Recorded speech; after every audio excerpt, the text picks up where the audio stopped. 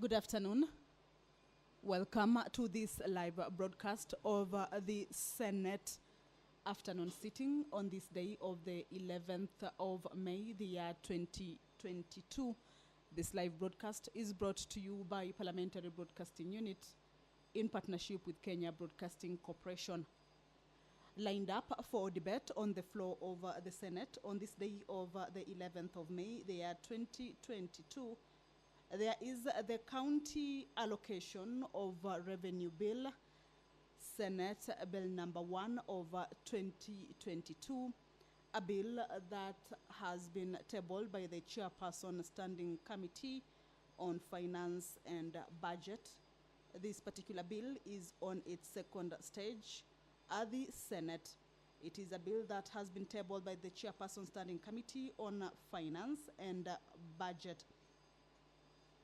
According to the bill, the explanatory memorandum to the County Allocation of Revenue Bill 2022 is that, as proposed by the bill, the County Allocation of Revenue Bill 2022 proposes to allocate the county governments 370 billion Kenya shillings in the financial year 2022-2023 as equitable share of revenue raised nationally. The county government's equitable share of revenue was allocated among the county governments on the basis of the third revenue allocation criteria approved by Parliament in accordance with Article 217 of the Constitution. This is part of what the bill entails, and it is the topmost business in the order paper that the members of the Senate will this afternoon be considering or debating, as the bill is on its second stage. A further look at what this particular bill says is that county governments are allocated equitable share of revenue, which is an unconditional allocation to enable counties have autonomy to plan, to budget, and to implement development projects based on county priorities and account for the same. The county government's equitable revenue share for the financial year 2022-2023 is 370 billion Kenya shillings, and in addition, Article 209 of the Constitution has assigned counties revenue-raising powers, and as such, counties are expected to improve and maintain sustained collection of their own sources of revenues to supplement the equitable share allocation to ensure improved service delivery regarding functions assigned and transferred to them as contemplated under Article 203 subsection 1F of the Constitution. That is the topmost business of the order paper at the Senate chambers this afternoon. Lined up for debate also are a number of bills that are set to go into division. Members will be going into division on these particular bills. However, the division stage will be dependent on whether the House will have a quorum to enable members to go into division. Some of the bills that are set to go into division this afternoon, which are on their second stage, is the Landlord and Tenant Bill, originating from the National Assembly, Bill number 3 of 2021, a bill tabled by the Majority Leader. The Landlord and Tenant Bill seeks to repeal the Distress for Rent Act Cap 293, Rent Restrictions Act Cap 296, and the Landlord and Tenant Shops, Hotels and Catering Establishments Act Cap 301. The bill seeks to introduce a legal framework which balances the interest of landlords and tenants in a free market economy by ensuring that landlords earn a reasonable income from their investment in housing, and also protects the laws relating to the renting of business and residential premises. At the entrance of the Senate chambers, the Speaker of the Senate, Honorable Kenneth Lusaka, has stepped into the chambers. He will be presiding over this afternoon session or sitting. I will now hand you over for the live broadcast. Good afternoon. My name is Kamche Menza. Let us pray. Almighty God, we beseech you to behold with your abundant favor and blessings as your servants whom you have been pleased to call to leadership positions in this republic. We seek guidance to treat and consider all matters that shall come under our deliberation in so just and faithful a manner as to advance the peace, prosperity, and welfare of our country and of those whose interests you have committed to our charge. Amen.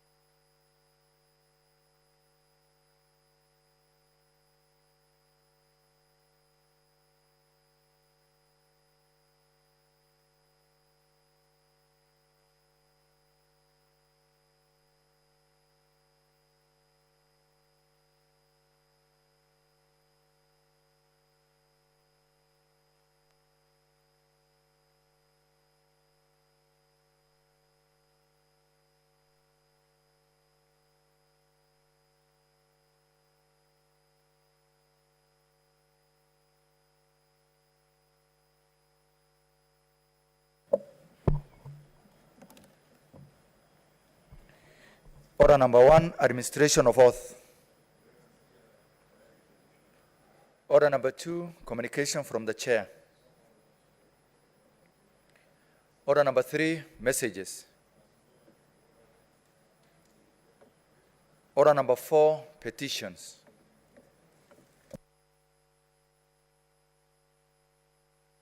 Petition by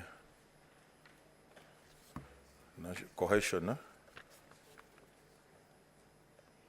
Chairperson, National Cohesion, Equal Opportunities, Regional Integration. They are not there. We defer. Next order.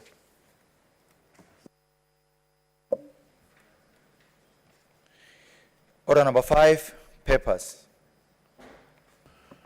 Leader of majority.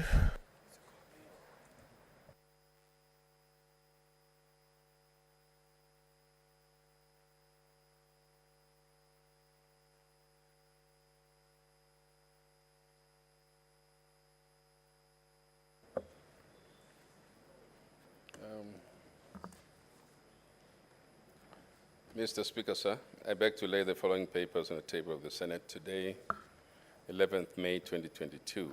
1. Report of the Auditor General on the financial statement of Vega County Education Fund for the year ended 30th June 2016. 2. Report of the Auditor General on the financial statement of Vega County Education Fund for the year ended 30th June 2017. And 3. Report of the Auditor General on the financial statement of Vega County Education Fund for the year ended 30th June 2018. I thank you.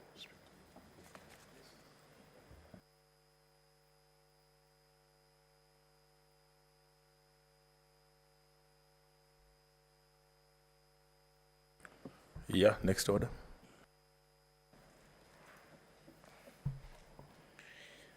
Order number 6, notices of motion.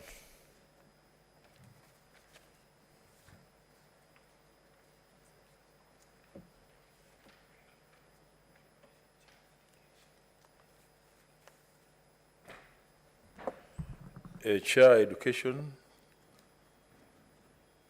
Okay, Chairperson Sessional Committee on Delegated Legislation. Thank you, Mr. Speaker. That I give notice, Mr. Speaker, sir, I give notice that the Senate adopts the report of the Sessional Committee on Delegated Legislation on its consideration of the Controller of Budget Regulations 2021, laid on the table of the Senate on Tuesday, 10th of May, 2022, and pursuant to Section 18 of the Statutory Amendment Act, the Senate annuls the Control of Budget Regulations 2021. Thank you.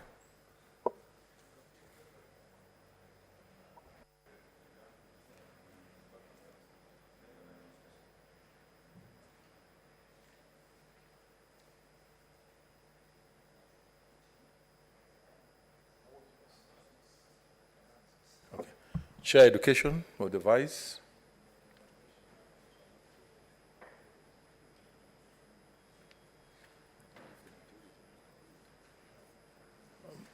Majority, do you want to do it on behalf of the committee?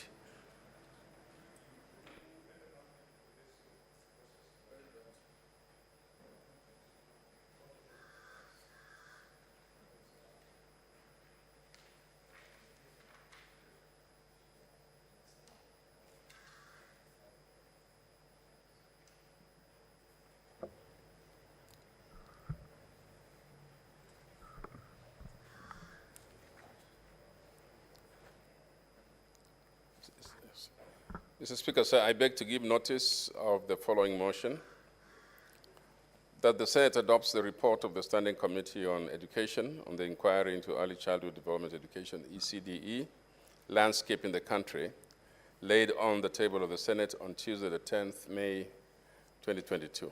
Thank you, Mr. Speaker. Okay, next order.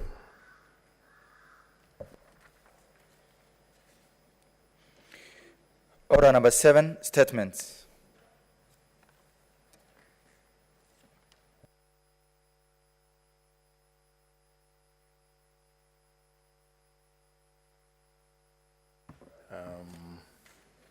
Senator Musurve.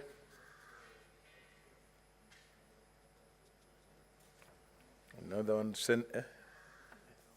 yes, for here. Okay. Mr. Speaker, she had requested for me to read on her behalf.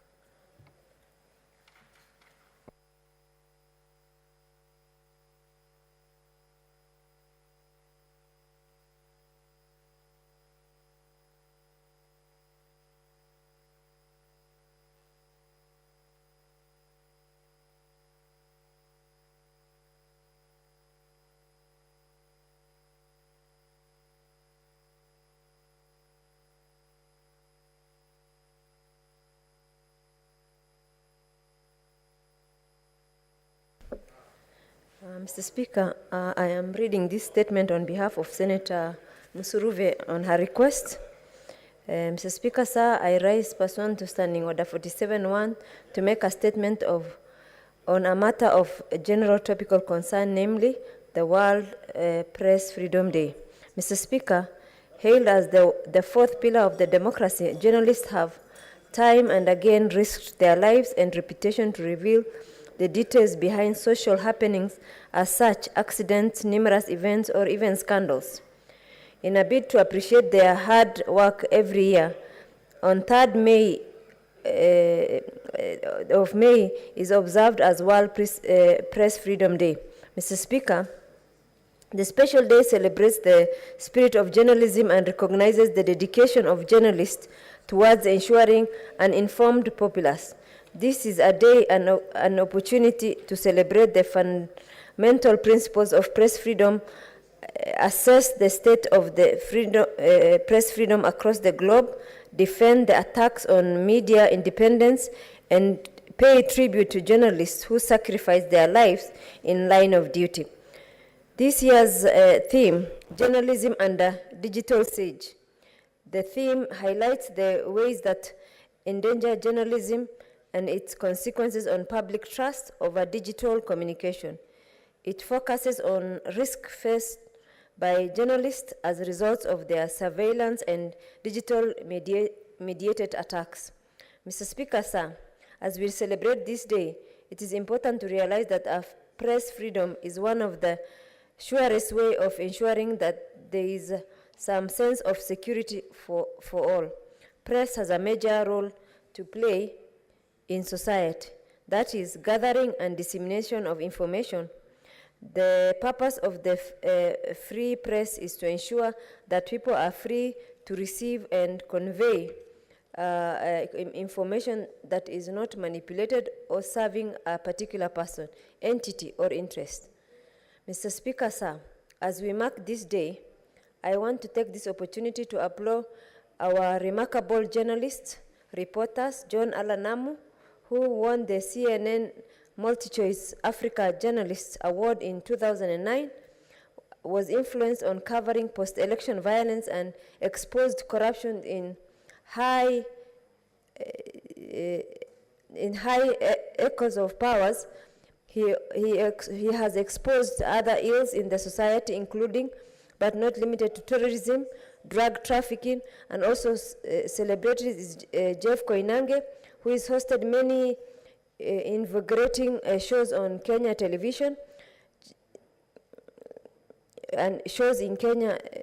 Honorable Muhammad Ali, who has risked his life many times due to investigative journalism, as well as other noteworthy journalists like Julie Gishuru, Johnson Mwakazi, Victoria Rubadiri, Kwenda Upenda, Makau Mutua, and Grace Kuria, among others.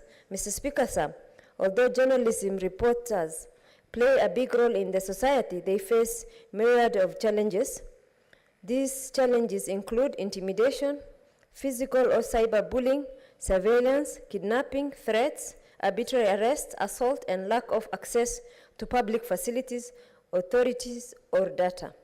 As we mark the World Free Press Day, I would like to call upon the media houses and owners to ensure protection, security of all media personnel while on duty, provide attractive pegs for members of the fourth estate, have a benefiting insurance cover for reporters, especially investigative journalists, ensure adequate cover and security, especially during the electioneering period and while covering other sensitive issues, and allow media personnel the latitude of reporting without any fear of intimidation. I call upon the county governments to partner with the media fraternity in guaranteeing dissemination of balanced, impartial information at a country level with a view of ensuring national goals and other values reach everyone and all citizenry is well informed. I thank you, Mr. Speaker. Senator Bogisho.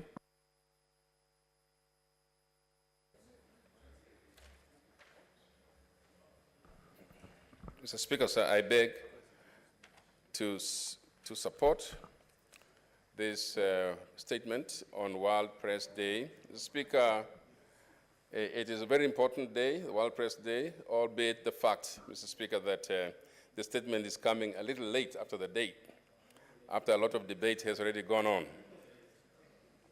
Mr. Speaker, I must commend Honorable Senator Musuruve for her insistence on reminding us of these days that are marked all over the world, Mr. Speaker. However, Mr. Speaker, maybe we should also start thinking, surely the more recent celebrations are stronger than the ones which have been gone for weeks. I would like to just mention a few things, Mr. Speaker. I have been in this space of journalism in my training. I have trained journalists in this country, and Mr. Speaker, so I belong here. But I have personally, Mr. Speaker, said that a lot of the threats for journalists, and I wish, Mr. Speaker, that Senator Wambua would listen, or you protect me from a journalist in this House, Mr. Speaker. We are trying to see how to protect journalists, but now this one is a threat to ourselves. Mr. Speaker, just two things I want to say about the internal threats that journalists face. It's not necessarily external. It's not necessarily from being imprisoned or threatened. It is the very threat of their survival, Mr. Speaker. The journalists have been underpaid, sometimes overused, Mr. Speaker. Journalists don't have a way of expressing themselves. It is actually the threat from the media houses, Mr. Speaker, sometimes that is even worse, not giving the confidence in our journalists. And so, Mr. Speaker, journalism must be strong from within. And I think that that is one of the areas, Mr. Speaker, that needs to be made very clear that we would like our journalism not to be beggars, Mr. Speaker. Because if you go to the correspondents, Mr. Speaker, in the rural areas, Mr. Speaker, those guys do a lot of work, and you'll find, Mr. Speaker, that they'll probably depend on other people supporting them. And I think, Mr. Speaker, we need to emphasize that. And because I've been the minister in that docket, Mr. Speaker, I know, and I've raised these matters with the employers, the people who employ journalists, Mr. Speaker. But even the sending of journalists, Mr. Speaker, to harm's way, sometimes is internally generated, Mr. Speaker, because if you're sending a journalist to a place where there is danger and you don't give them the equipment, the necessary support in order to survive in those areas, Mr. Speaker, you are actually endangering them. And so apart from the external effects, the external forces and the external dangers that all our journalists face or media personnel face, Mr. Speaker, I like to address just those internal ones. So that, Mr. Speaker, as we grow journalism and freedom therein, we also give the journalists an ability and the capacity to survive. Mr. Speaker, there are very few on top who get very rich, who make a lot of money, very few, and especially correspondents, Mr. Speaker, who are very, very poor and need to be supported. Mr. Speaker, I do support the statement. Thank you. Senator Kajwang Otieno Moses. Mr. Speaker, I rise to support this statement by Senator Gertrude Musuruve. And Mr. Speaker, when the toll is done at the end of this parliament, it might turn out that Senator Musuruve is one of those senators who contributed to the greatest extent on matters of topical interest. On May 3rd, 2022, the world marked World Press Freedom Day. And Mr. Speaker, even though we are a few days late, it is not too late to acknowledge those people who tell our stories. I started my career in the journalism space many years ago when I was still at the university. I was an intern at the Weekly Advertiser. The Weekly Advertiser was a publication of the Nation Media Group. It was a free publication. It was given out for free, the way we are giving out the People Daily for free today. And so it carried out a lot of adverts. And our job was to put up features and stories that would make people grab the Weekly Advertiser on the streets. Later on, I worked with Waume Mushiri when he pioneered one of the first talk show programs in Kenya, Up Close and Candid. And I was a producer, I was one of the researchers on that show. Mr. Speaker, I want to hail the journalists in Kenya and all those who are involved in that space who have, despite lots of frustration, put their lives on the line to ensure that we get to hear the stories of what's going on in this country. Even though in the past we had issues like the Atur brothers that invaded some of the media houses, we have not seen a lot of aggressive government interference with the rights and freedoms of the media. And I want to thank and congratulate the government for that. Even though there's still some salient suppression, because if the government decides not to advertise with some of the major media houses, then it's a way of crippling them and killing them without violence. As I said, peace is not just the absence of war. So even though we are not seeing the Aturs and the Armenians invading media houses, the government should still ensure that there's equitable distribution of advertising revenues to the major media houses. And Mr. Speaker, I hope in the next government, or in the next parliament, we'll be able to take stock of the achievements of the mygov.com, which was one of the innovations the government came up with to centralize advertising and to reduce the expenditure on advertising across government. We will need to check whether it has resulted in killing media houses or it has brought about efficiencies that have helped media houses. Mr. Speaker, we cannot ignore extrajudicial killings of journalists. Senator Faki here from Mombasa has been the voice of this House on extrajudicial killings. And many a times, it's not just human rights activists. Sometimes it is journalists who disappear without trace or without notice. In my county, Mr. Speaker, there was a very highly publicized matter of the killing of a young lady who came from my county. And one of the media persons who were involved in that has never been seen today. So we need to protect our journalists from that. Finally, Mr. Speaker, the media industry must prepare itself for the digital disruption. Just the other day, Charles Onyango-Bo, one of the most acclaimed journalists from the region, talked about the disappearance of the newsstand as a result of the COVID pandemic. If you reflect, those corners where you could go and get the Daily Monitor and the New Vision here in Nairobi, you can't get them anymore. If you're looking for The Economist, there are probably just 4 or 5 places you can get them in the entire Nairobi. And yet, a few years back, you could get The Economist at the Norfolk, you could get The Economist at Village Market, at Yaya, and at several petrol stations. So our journalist friends must be prepared for that everything is going to digital. Those people on TV must also, already the TV antenna has disappeared. When we were young and Gore and AFC were playing a match, we would be sent to the roof to align the antenna towards Ngong Hills or towards the direction where KBC was transmitting from. Nowadays, young people do not have that luxury of being the center of attention when there's a serious game going on. We must prepare ourselves for the disappearance of the radio set. The radio set actually has disappeared because even in the village, the fishermen are listening to radio while in the lake waters on their mobile phone. We must prepare ourselves for the advent of citizen journalism, where citizens are telling the story themselves. The risk of citizen journalism is that sometimes it's difficult to separate propaganda from the truth. Difficult to separate fake news from actual professional journalism and reporting. As I think it was Ochieng who said, I accuse the press. Despite all this, there are still issues that we must be candid with our journalists. We agreed with them to self-regulate, but despite the self-regulation, we are still seeing the media abusing the agenda-setting role. Every day you wake up and you find headlines talking of opinion polls that are meant to set the agenda, that are meant to provoke debate.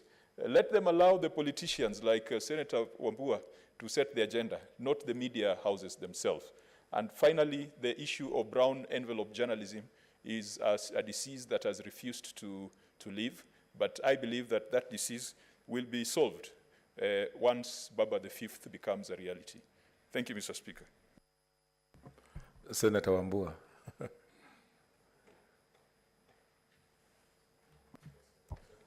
Speaker, I thank you for this opportunity to add my voice to the statement by Senator Musurve on the World Press Freedom Day. The Speaker, it should be remembered that yours truly is a journalist by training and practice in this country. And I want to join my colleagues, both locally in the region and across the globe, to celebrate this day that is celebrated on the 3rd of May. We are a bit late, but it's never too late, Mr. Speaker. Mr. Speaker, I'll begin by calling upon every journalist in this country to take note of the cardinal principle that a free media is a nation talking to itself. And that, Mr. Speaker, the responsibility of a journalist who works in any media house, whether electronic, print, or virtual, is a duty to inform, to educate, and to entertain. Anything else, Mr. Speaker, beyond that cardinal principle then becomes abuse of the media space. So, Speaker, in this country, there is one thing that we as journalists have fought so hard for, and it's the issue of regulation of the media space. So, Speaker, it is only in the media industry that other people that are not journalists would want to come in and regulate the industry. You will never see a journalist going to an association of medics or an association of teachers or an association of lawyers and try to regulate their operations. This far, Mr. Speaker, I want to applaud the government really, and I rarely do this, but I want to applaud the government because so far, as far as opening the media space in this country and allowing a measure of self-regulation, I think this government has done well. The problem that now we are faced with is twofold. First is the issue of self-censorship, where individual journalists will fear publishing or broadcasting certain stories for reasons that are not directly related to the public right to know. And the other challenge that we face today in the media space in this country is quite in line with the theme of this year's World Press Freedom Day, which is journalism under digital siege. The Speaker, as I move to conclude my contribution, I think journalists and media houses must come to terms with the reality that the media space as we knew it is shrinking, and a lot of it is moving to the phone. So there will be need for innovation by media houses to know that it doesn't make any sense these days to get a story and hope that you break that story the following day in a newspaper. The media houses and journalists must now invest heavily in investigative journalism. Otherwise, by the time newspapers are coming out the following day, by the time it is 2 hours to primetime news, the story that you wanted to sell or publish has already been spread across the nation through the phone. Lastly, Mr. Speaker, and this is important, especially in Kenya, continuously we must continue to draw the line in media houses between commercial interests and the right of the public to know.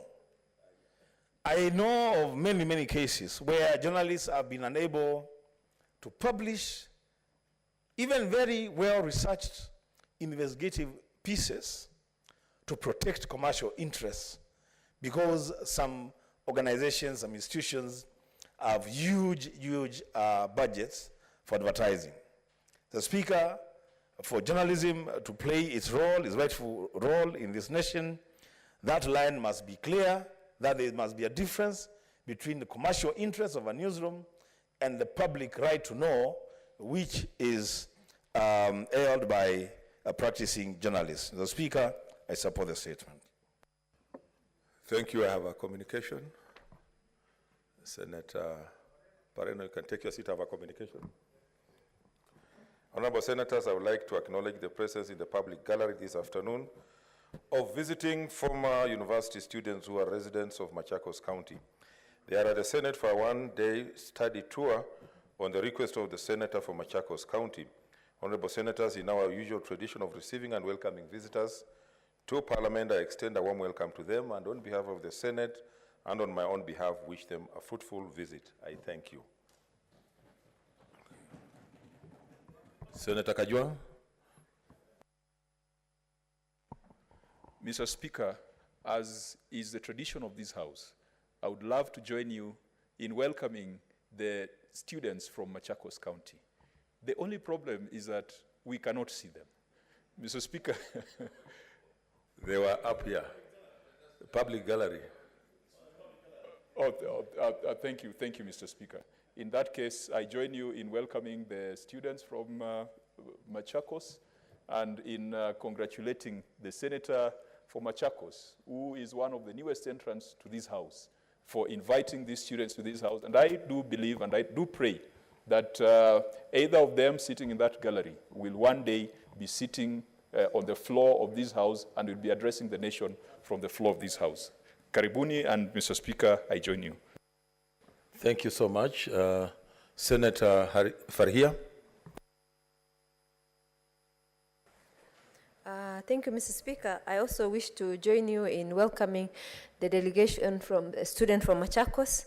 I want to let them know that they have a great senator in this house who overrepresents them, in fact, and does a lot of contribution, a lot of oversight on the counties.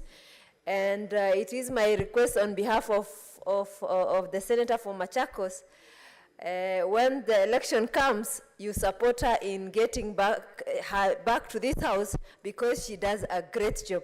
I thank you, Mr. Speaker. Senator Wambua.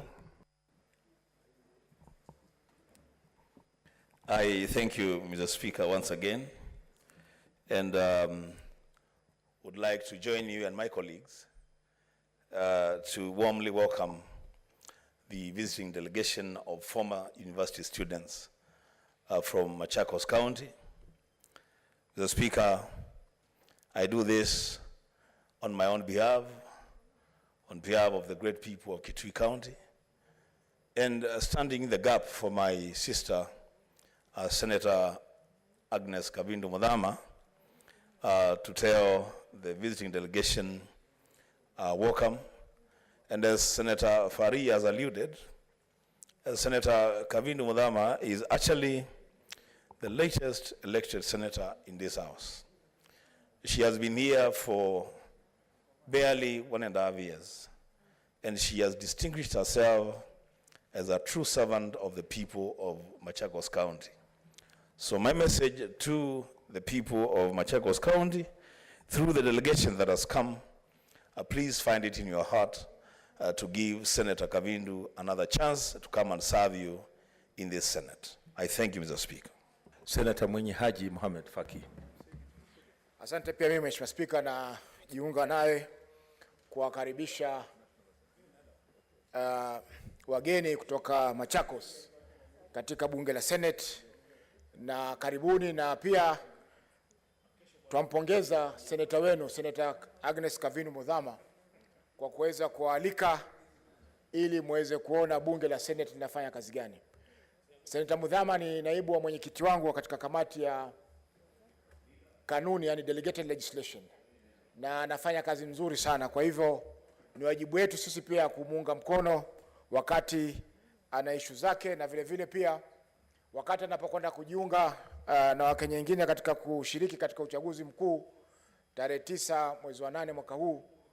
Tunamtakia kila laheri na tuwaomba wakazi wa Machakos mumregeshe tena, kwa sababu amefanya kazi kwa mwaka mmoja peke yake na kazi yake si mbaya. Asante Mheshimiwa Speaker. Thank you so much. Next order. We have statements. We have a statement by Senator Musuruve online. Thank you, Honorable Speaker, for giving me this opportunity. Mr. Speaker, sir, I write person standing order number 37-1 to make a statement on a matter of great people concerned only Mother's Day. Mr. Speaker, sir, celebrations of mothers can be traced back to the ancient Greeks and Romans who held festivals in honor of the mother goddess Rhea and Cybele, but the origins of Mother's Day as we now know it dates back to the 19th century. It can be traced back to 1907 when Anna Jarvis wanted to mark the death of her mother, Anne Reeves Jarvis, an artist who cared for injured soldiers from both sides during the American Civil War. Following her mother's death in 1905, Anna Jarvis conceived of Mother's Day as a way of honoring the sacrifices mothers made for their children. Mr. Speaker, sir, the first official Mother's Day celebration was held in Grafton, West Virginia in May 1908. After initial success at the local level, Jarvis set her sights on making the day a national affair. She argued that American holidays were too biased towards male achievements and initiated a written campaign to push for the cause to celebrating mothers. By 1912, Mother's Day was recognized in towns and states across America, and in 1914, it was officially established as a federal holiday when President Woodrow Wilson signed an executive order that declared the second Sunday of May be a national holiday in the U.S. Since then, this holiday has been celebrated in many countries around the globe. The day is thus celebrated by honoring the mother or matriarch of the family or individuals that are mother figures in society. It is also a celebration of the special role of motherhood as well as maternal bonds and the influence of mothers in society. Mr. Speaker, sir, the importance of motherhood cannot be overstated and is respected even in religion. In certain traditional branches of Christianity, the holiday is strongly associated with revering the Virgin Mary. In many Eastern Catholics and Orthodox churches, a special prayer service is held in honor of the Virgin Mary. In Islam, there's no concept of Mother's Day, but in the Quran teaches that children should give priority to loving their mothers over their fathers. Mother Day is equally celebrated in Hindu religion, especially in Nepal, where mothers are honored with special foods. Mr. Speaker, sir, as we mark this day, I would like to emphasize that mothers play an integral part in our lives. A mother's love throughout the lifespan remains unconditional, and she stands by our side like a strong pillar. Mothers can raise families even if they are alone and make any house beautiful and loving with their presence. Mr. Speaker, sir, I would like to celebrate all mothers who are widows and have struggled to keep their families together, educated their children single-handedly, and have not abdicated their motherly roles.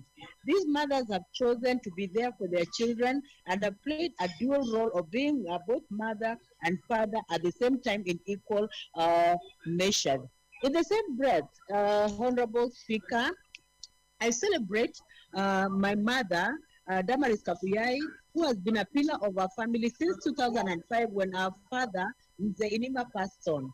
She has remained steadfast in the home and has held us together even in her aging moment, and we continue to cherish her presence.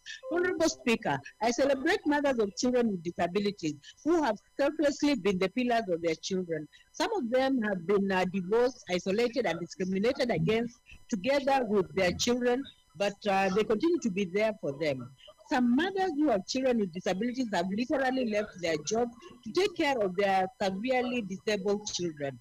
What of celebrating too is a category of mothers who are abandoned by their loved ones because they have a disability, and their children and loved ones are ashamed of them. Some of them are on the streets of major towns begging in order to make a living. Honorable Speaker, sir, I also celebrate single mothers who have children but are not married for whatever reason. They take care of their children single-handedly and go through many struggles in life to ensure that these children have all the basic needs they need in life.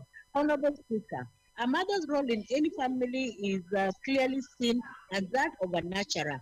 Her responsibility and role begins from the onset of pregnancy all the way through maintaining a human life in the womb and eventually giving birth to the child with possible risk of losing her life. The mother is the light of the family. She takes care of their husband, children, home, and household chores. Together with their husbands, they help in raising the children and instilling values as well as providing the basics in life. Honorable Speaker, sir, as we celebrate this day, in the years ahead, I would like each one of us to take time and reflect on the ways we have treated our mothers. I urge every Kenyan to shower their mothers with love and appreciation. For those who have mothers who are aged and less productive economically, I urge them to ensure that they provide for their mothers' financial as well as physical well-being. For those with mothers who are ailing, I urge them to ensure that their mothers have medical provision and a tender, loving care support system. Honorable Speaker, I thank you for this opportunity and I wish a happy belated Mother's Day to everyone. Thank you, Honorable Speaker. Senator Mwinyi Haji Mohamed Faki.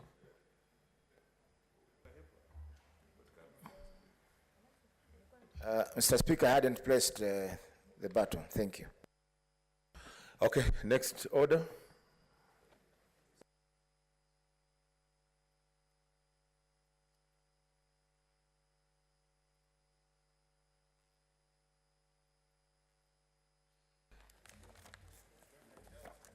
Mr. Speaker, I thank you. Mine is a statement under the provisions of our standing order.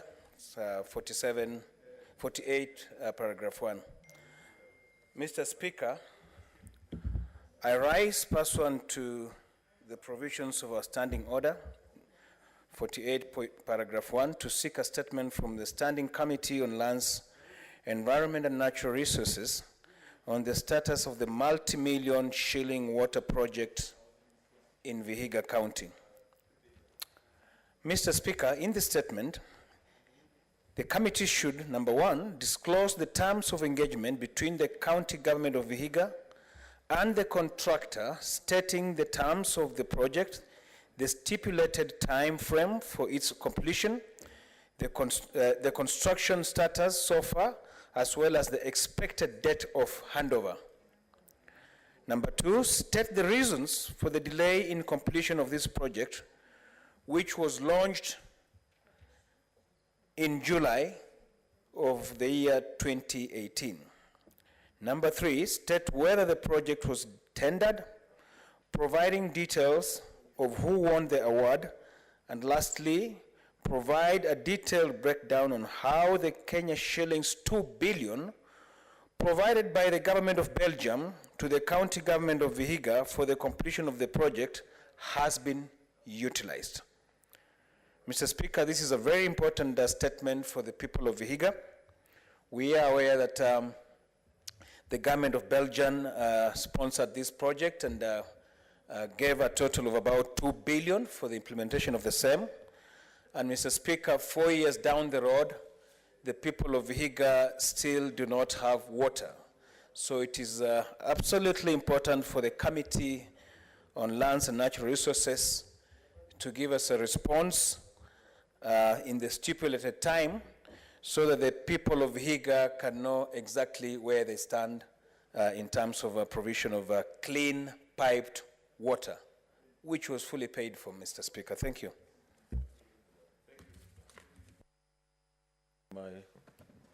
Okay. Thank you very much, Senator Khaniri, for that very informative statement. I'm sure they will give a response so the people of Vega can enjoy the water, or they know exactly what happened. Chairperson Standing Committee on Energy. Don't see anybody, we defer. Huh?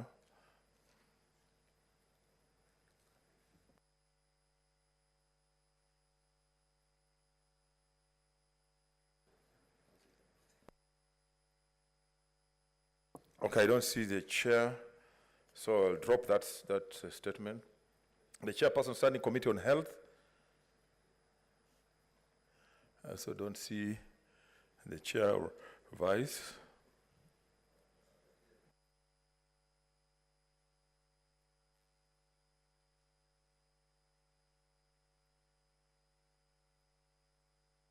A Chairperson Standing Committee Information and Technology. Chairperson Standing Committee on Labor and Social Welfare. Chairperson Standing Committee on Land, Environment and Natural Resources. Chairperson Standing Committee on National Security, Defense and Foreign Relations. Chairperson Standing Committee on Tourism, Trade and Industrialization. The Chairperson Standing Committee on Roads and Transportation. Chairperson Sessional Committee on County Public Accounts and Investment. Since they are under Standing Order number 51-1B, I will defer all of them. Next order.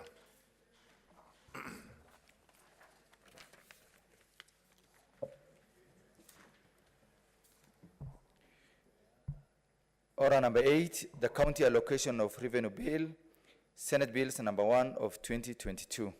Second reading.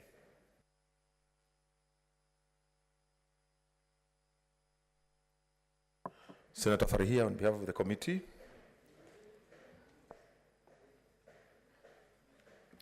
Thank you, Mr. Speaker, sir.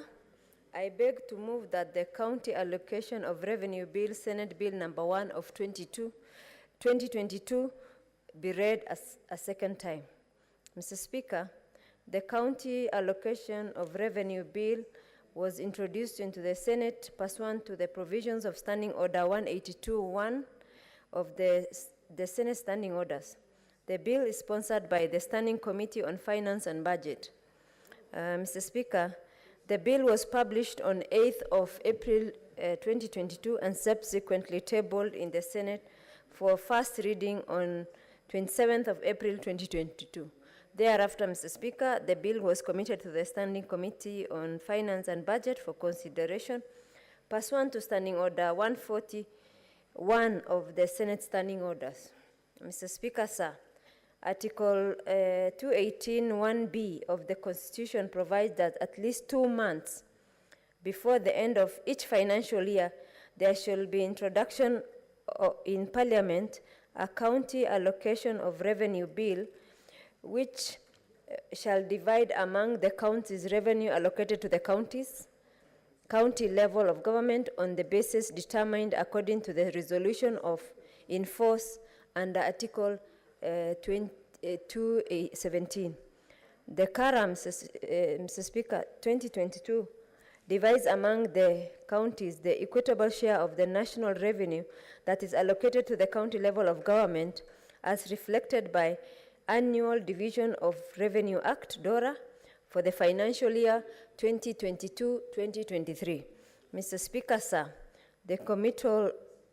upon the committal, the committee invited members of the public and stakeholders inter, the National Treasury, Commission on Revenue Allocation, Council of Governors, the County Assembly Forum, the Society of Clerks at the table, SOCAT, to submit their comments on the bill.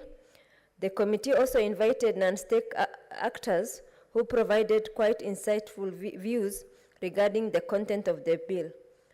Mr. Speaker, sir, the principal object of the bill is for allocation among counties, the share of revenue that is annually allocated to the county level of government for the next financial year, 2022-2023. Facilitate the transfer of county allocations from the consolidated fund to the respective county revenue funds. Mr. Speaker, sir, pursuant to Article 217 of the Constitution, the Senate in September 2020, approved the third basis of revenue sharing among counties of the national revenue allocated to the county level of government. Further, Mr. Speaker, Article 96(3) of the Constitution requires that Senate determines the allocation of national revenue among counties. The bill provides the equitable allocation of revenue to counties based on these basis. Mr. Speaker, sir, the bill allocates 370 billion among counties, as this is the equitable share in DORA for financial year 2022-2023. The allocation among counties is set in the first schedule to the bill. Mr. Speaker, sir, the second schedule outlines the county government budget ceilings for recurrent expenditure in financial year 2022-2023. This provision is meant to enforce adherence to Section 107(2) of the Public Finance Management 2022. The bill proposes budget ceilings recurrent expenditure in the financial year 2022-2023. The county executive recommended ceilings is at Kenya shillings 28 billion 486 million 731,674, and the county assembly's ceilings is at 34 billion 493 million 121 shilling. Mr. Speaker, sir, the committee extensively considered the recommendation of the Commission on Revenue Allocation, CRA, requests by county assemblies, CAF, SOCAT, and other various county assemblies on the county level of government recurrent expenditure ceilings for the financial year 2022-2023. Mr. Speaker, sir, considering the stakeholders' submission, the committee made the following critical observations. The increase in the county executive recurrent expenditure ceiling from 26% 1.7 billion approved in the financial year 2021-2022 to a proposed Kenya shillings 28.48 billion for the financial year 2022-23 is mainly due to the need to provide operational costs for the office of the county attorney. Mr. Speaker, sir, the decrease in the County Assembly recurrent expenditure ceilings of 35.65 billion, which was approved in the financial year 2021-2022 to propose 34.49 billion for the financial year 2022-2023 is due to the salaries and associated benefits for MCA for the next assembly will start at the base, meaning that this is the first year of their employment, so the progressions will be less than the current MCA who are at level 5. So the difference in terms of that amount is the difference between the salaries for all the county assemblies from the first year to now the 5 years as per this current financial year, Mr. Speaker. Mr. Speaker, the determination of salaries of county assembly staff, salaries, pensions, and allowance by the Commission on Revenue Allocation was based on optimum numbers instead of the actual numbers of employees. Notwithstanding the decrease in the county assembly recurrent expenditure ceiling, the provisions for training and inductions for new MCAs have been adjusted from 5% to 10% of the total personnel enrollment. The Kenya Revenue Authority penalizes county governments for delay in filing pay-as-you-earn returns, even though the delay is occasioned by late payment of employees' salaries and due to the delay by the National Treasury disbursement of equitable share. Mr. Speaker, I think payee, as the term indicates, it's called pay as you earn. And you can't pay taxes where no salary was paid because of late disbursement by National Treasury. Mr. Speaker, arms of government should speak to each other because KRA is a saga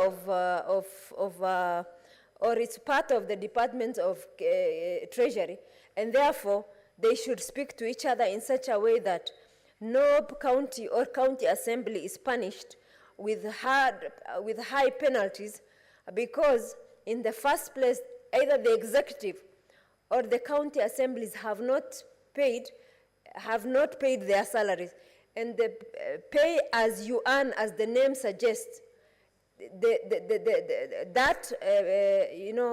tax becomes due when people have been paid salaries. So, Mr. Speaker, I think we need to, we have requested the SOCAT to request for a petition to this House so that that matter can be dealt with conclusively by the Finance Committee so that these things can be handled properly. Mr. Speaker, the number of county assemblies requesting upward adjustment of recurrent expenditure ceiling to allow certain spendings.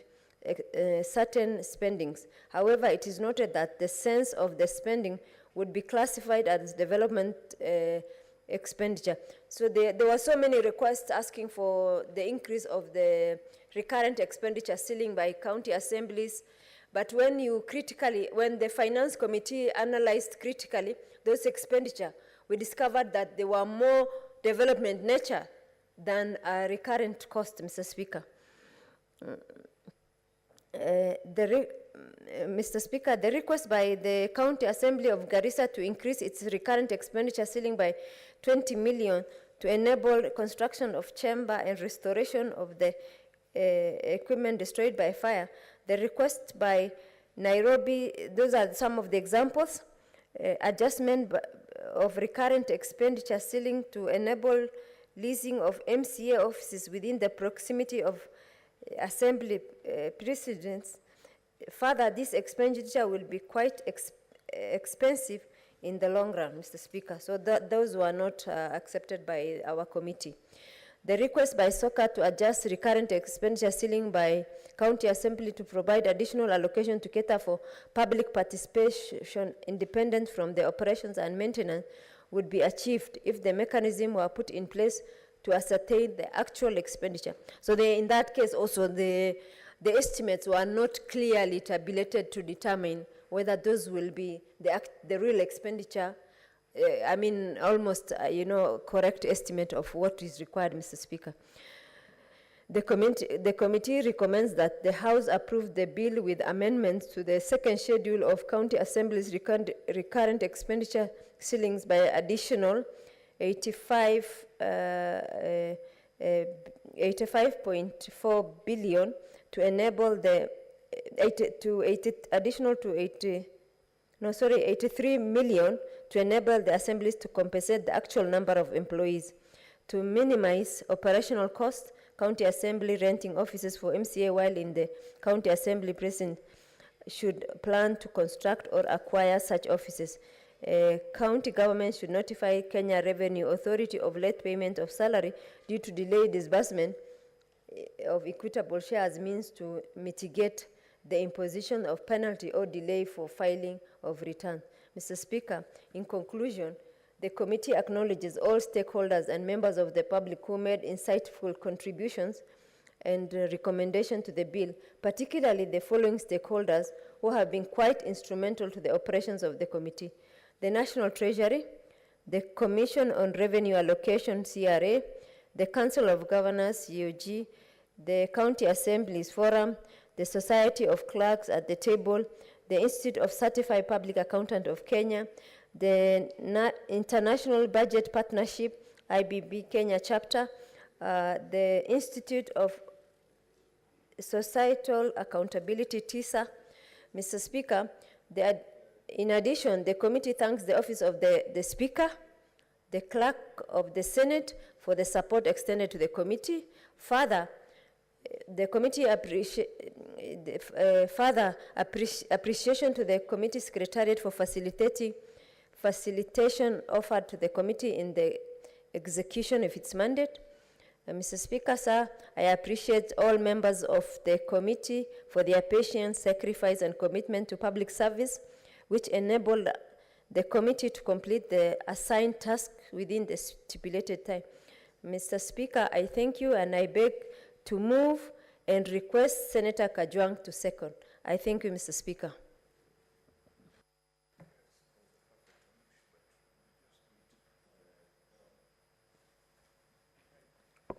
Mr. Speaker, I rise to second and to support the county allocation of revenue bill that has been moved by the leader of majority. Mr. Speaker, when this House passed the division of revenue bill, which was later assented to, we agreed that the county governments would share 370 billion. Getting to 370 billion was not a walk in the park. It cost this House several weeks of deliberation. It cost this House many, many days of brinkmanship to force the national government to cede ground to county governments. If you do recall, Mr. Speaker, county governments were stuck at 320 billion. And when we got into the debate on the third basis for revenue sharing, we realized that county governments could get more. And as a result of the fight of this House, counties got 50 billion shillings more. It is noteworthy that the allocation to counties has remained stagnant in 2 financial years. And that has been explained by the difficulties that the economy is facing during the COVID pandemic and the post-COVID recovery phase, the pressure on debt, and other fiscal deficit matters. Mr. Speaker, if some of the legislative proposals that this House had passed, I do recall this House passed the draft amendment to, or the bill that was proposing to amend the Constitution to allocate at least 35% of national revenues to county governments, then we'd be talking of a completely different amount. We'd be talking of figures close to 500 billion going to county governments. Mr. Speaker, this money that today we are sharing amongst the 47 counties we'll go to counties at a time when we are in transition. These are transitional allocations because the financial year will start sometime in July, and elections will be held in August. And so the new governors who will be running these counties will get to work in August or September, having had the previous governors manage this budget for 1 or 2 months. Mr. Speaker, it is important that the Finance Committee and this House pronounces itself on the matter of pending bills. If all counties have received their allocations, why should any county hand over pending bills to another government? And in the few days that are remaining in the life of this House, there are 2 things that we must deal with: the issue of pending bills and the issue of delayed remittances to counties. We should not leave this House when there is any money that is owed to a county government that is against the disbursement schedule that this House has passed. We should not leave this House when there's a county that is still reporting billions of shillings in pending bills. When I read the Finance Committee report, even county assemblies now have pending bills. I saw Busia County Assembly saying that their ceiling needs to be raised to take into account certain pending bills coming from the county assembly. Why on earth would a county assembly have pending bills when the county assembly makes requisitions on the basis of a budget that has already been approved? Mr. Speaker, we will do this House and this nation great service if we sorted out this matter. Just last week, we had a meeting with contractors in Homa Bay County, and they're extremely concerned that the county government is shutting down without having paid their pending bills, some of which are running into billions of shillings. And the fear is when you have a new administration taking over, the first thing they do is to set up a task force to verify the pending bills of the previous government. And this takes time. And if a contractor was seen to have been close to the outgoing governor, Mr. Speaker, chances are that they are not going to be paid. We have seen this. We now have experience. We have seen it from the first transition. Let this House not allow that situation to apply in the second transition for county governments. Mr. Speaker, this House has a responsibility to oversight the 370 billion that today we are proposing to divide amongst county governments. Our experience in oversight of financial matters, Mr. Speaker, probably if you are to get a scorecard, it would not be a very favorable one. All of us senators here, I am sure that every time you go back to your counties to ask for a fresh term or to ask for another mandate, you will be asked what you did as far as financial management in your respective county is concerned. Mr. Speaker, I have been told that this House has been very elegant in representation and speaking good English. This House has been very elegant in legislation, but I'm told this House has failed Kenyans when it comes to financial oversight. And that is because of the inadequacy of the tools that we possess as a House. Mr. Speaker, I want to propose that going forward in the next Senate, let us go for value for money-based oversight rather than transaction-based oversight. For the last 10 years, we've been looking at numbers and crunching numbers, looking at transactions and asking why they are not in IFMIS or why they're in IFMIS, looking at procurement processes and asking why you procured big ball pens when you could have procured other types of pens. Mr. Speaker, that is not the business of this House. That is a business of the auditors in counties, and every county has internal auditors. That is a business of internal audit committees in counties. That is a business of county assemblies. This House must come back refreshed and re-energized to start asking these questions. If county governments have cumulatively received 2.7 trillion Kenya shillings, because with this allocation, we are going to push the allocation to county governments to 2.7 trillion. We must ask ourselves how much of that money has gone into health. And if it is health, it is not just payment of salaries. It should be the infrastructure and the systems and services involved in healthcare provision. How much of that has gone into roads? How much has gone into agriculture? And that, my colleagues, those who will come back to this House, I plead that let that be the focus of our oversight, rather than just calling our governors here to ask them why numbers are not adding up. Let us query them on what they have put in the devolved functions and what outcome and what impact that is making in the lives of our people. Mr. Speaker, Earlier in this house, in the term of this house, we came up with a fiduciary risk report or a fiduciary risk approach to looking at some of these issues coming from the counties. We did the first fiduciary risks report, and I do hope that the next Senate will continue that tradition, because that will give us a holistic view on how this 370 billion is making a difference in the lives of the people in the counties. Mr. Speaker, I've seen these ceilings that have been proposed for county assemblies. I am concerned. Even though I second and support this bill, Mr. Speaker, in the PFM and in the subsequent regulations, we had said that county assembly allocation should not exceed 7% of the equitable share that is due to a county government. With time, county assemblies have petitioned Senate, and they've cried out against county executives that have been seemingly denying them funds to do things. Right now, if you look at what has been proposed as ceilings for county assemblies, it is close to 10% of what is going to county governments. In some counties, it is close to 13%. Mr. Speaker, more money should be going to development. Yes, legislation and representation is important, but at what point did we creep from 7% all the way to 13%? And there is that Peter's principle that says work expands to fit the time allocated. It's the same case with money. The more money you have, the more activities you want to undertake. We must revisit this issue of ceilings. In some county assemblies, it has been the reason for constant fights, constant ouster of clerks and speakers. Mr. Speaker, you do recall at one point the Speaker of the Senate made a decision to go and do an outreach to county assemblies. And Homa Bay was one of the first county assemblies the Speaker had agreed to visit. And then when it came to visiting Homa Bay County Assembly, there was a fight. The Speaker was impeached and members were punching each other. Why? Because they are fighting for the money that is allocated to them. What the Senate has done is to introduce a ceiling that leaves such a big surplus that whoever is the Speaker or the clerk becomes an instant billionaire if they are not checked properly. I hope that the next Senate will look at these ceilings, and I want to thank the Finance Committee for not budging when it comes to the ceilings. We as a House have always supported the county assemblies, but is strengthening county assemblies equivalent to giving more money? I do not believe so.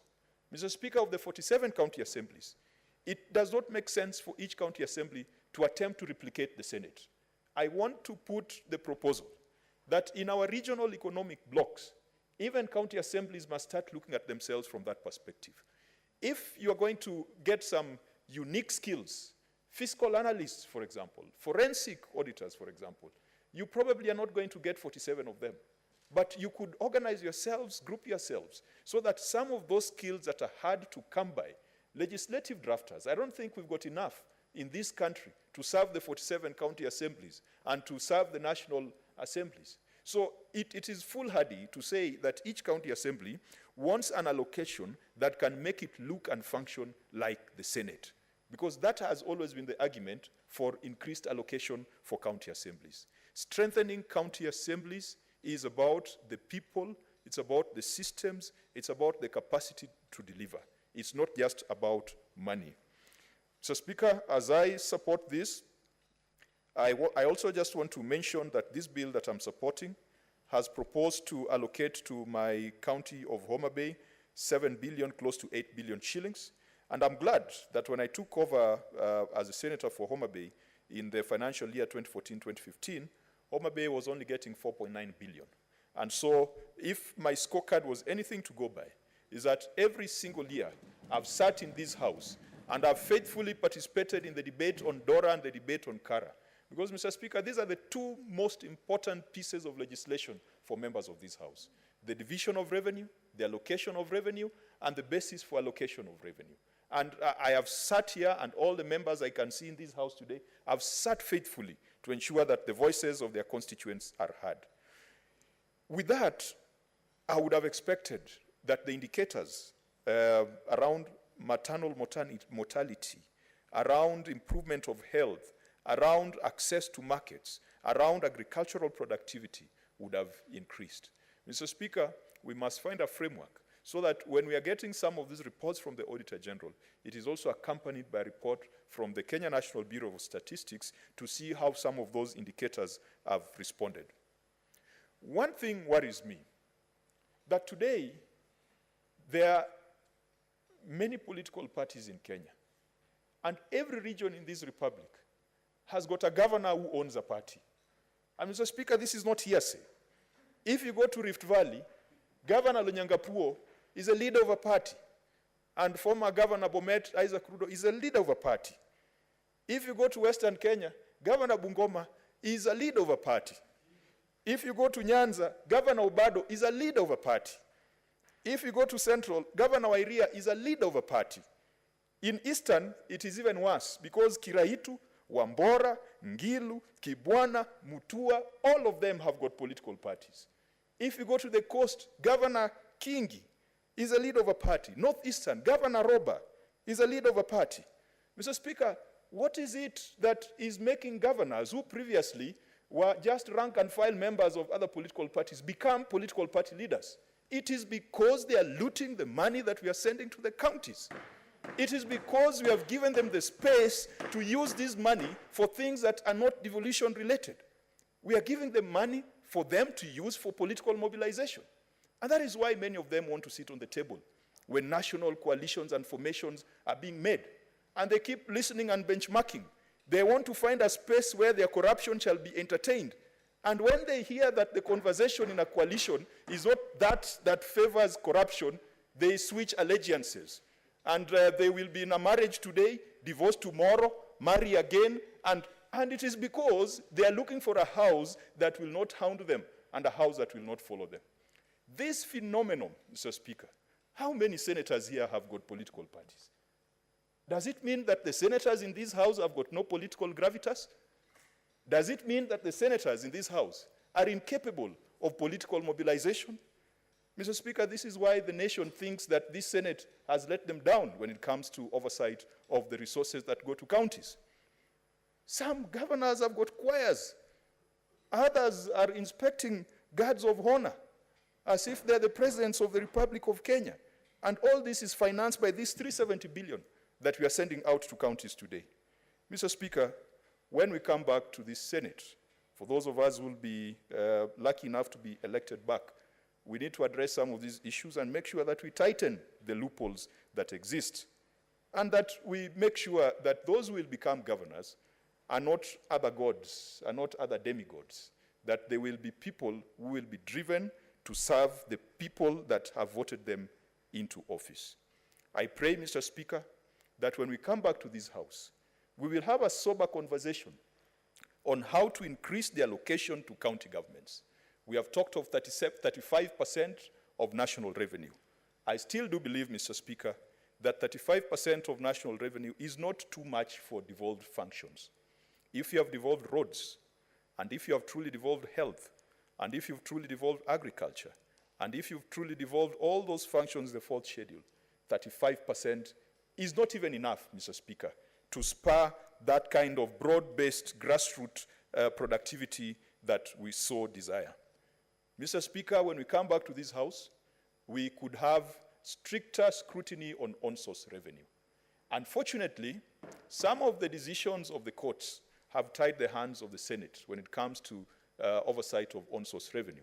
But I want to congratulate the various committees, Public Accounts Committee, led by Senator Chilo, Professor Ngeri, and I was also there before, that we have insisted that any amount of money that appears in a county's consolidated financial statements, the Senate shall oversight it. And in the county's consolidated financial statements, you have got equitable share, you've got conditional grants, and you've got on-source revenue. And Mr. Speaker, we must always stand for the right thing. This House has got a role when it comes to oversight of on-source revenue. There is no other republic called 47 counties. There is one Kenya, and these 47 counties operate in this one republic. And the one house that represents all these counties is the Senate. But in terms of on-source revenue, how do we optimize? And some governors have taken very lazy approaches. Lazy approach would mean that you want to increase, through your finance bill, you want to increase your rates of taxation. If you're going to increase your rate of taxation, also increase the rate at which you are providing services. Why should I pay more tax in Nairobi when garbage is still all over the place? Why should I pay more tax in Kisumu when perhaps I cannot get access to clean water? Why should I pay more tax, property rates in Homa Bay, when I can't even get a road for a truck bringing cement to my site? Mr. Speaker, I want to encourage our governors, and that would be now the third generation of governors, that let us focus on improving productivity. If we improve and enhance productivity in our counties, then there'll be more money flowing and there'll be more to tax. And I want to give one example. In Homa Bay, we have allowed a private player to establish a fish cage plant. So what this guy does is to put cages in the lake, and he puts fish fingerlings, and he takes care of them until they mature, and they're applying science in that process. And Mr. Speaker, within a short time, these guys are doing a revenue of 3 billion shillings every year. These guys are employing close to 800, most of them who are women, who are involved in removing the scales and in cleaning the fish and packaging them for distribution. Mr. Speaker, even if you look at 3 billion shillings and you say that the county was to impose a small tax of 1% or 2%, that is money that the county could use to provide health services. So let us ensure that there is productivity, there is economic activity in our counties, and let us tax on the basis of increased productivity rather than taxing on the basis of increased rates. Everyone is talking of valuation rolls. Everyone is talking of rates. Everyone is talking of taxing everyone for everything. If you want to cut a tree in Nairobi, you have to pay something. I want to encourage those of us who are in here, Professor Ngeri, the distinguished speaker, and others who I believe that God listens to their prayers and who will be fortunate to run counties, that let us improve productivity in our counties. Mr. Speaker, the formula for revenue sharing that we spent a lot of time in this House trying to agree on, to be honest, we didn't get an elegant solution. I do remember sitting with Senator Wetangula at the Parliament bar, and on this other side, we were with Senator Mutula and Senator Sakaja. And I think after the third round of whiskey, we asked ourselves, what are we fighting over? And then on the fourth round, we said, let's agree on something. And then on the fifth round, we agreed on something. And Mr. Speaker, that's not how to write laws. And that's not how to come up with formula for revenue allocation. I do hope that the next Parliament is going to revisit that. Mr. Speaker, I support. Thank you. I'll be putting the question, maybe even as you did. I'll propose the question. Maybe as I do that, you'll also need to look at those counties that spend a lot of money on functions that are not devolved, that are national functions, but counties are busy doing that. I now propose a question, which is that the county allocation of revenue bill, Senate Bills number 1 of 2022, be read a second time. Senator Professor Ongeri. Thank you, Mr. Speaker, for giving me the opportunity also to rein in on this rather very important subject of the county allocation bill, CARA, which is a subject of debate this afternoon. One of the most important things is that we have successfully, as this Senate as a whole and through the committees, been able to fight for the allocation of funds from the national government to county governments at a very respectable rate and position. And we have taken positions that have sometimes put us at loggerheads with the executive and many other places. But I would say that at the end of it all, the county governments have been the beneficiary of these huge sums of money. And if I remember that we were haggling over a county allocation bill of the DORA Division of Revenue Bill, allocation of 310 billion Kenya shillings, until we had a heated debate and it was raised to 370 billion Kenya shillings finally. Notwithstanding that there are also what we call conditional grants that are not included in this overall revenue sharing between the national government and the county government. One of the most interesting and a very intricate way that the Committee of Finance has been able to analyze and allocate these funds and I was looking at their report, is that they have finally based the equitable share among the 47 county governments using the formula approved by Parliament in September 2020, which is arrived at by using 1/2 of the equitable share allocated to counties, which is to counties in the financial year 2019-20. It's very intricate. From one year backwards again, and the other year, I believe they were looking for the most suitable way of being able to balance it out.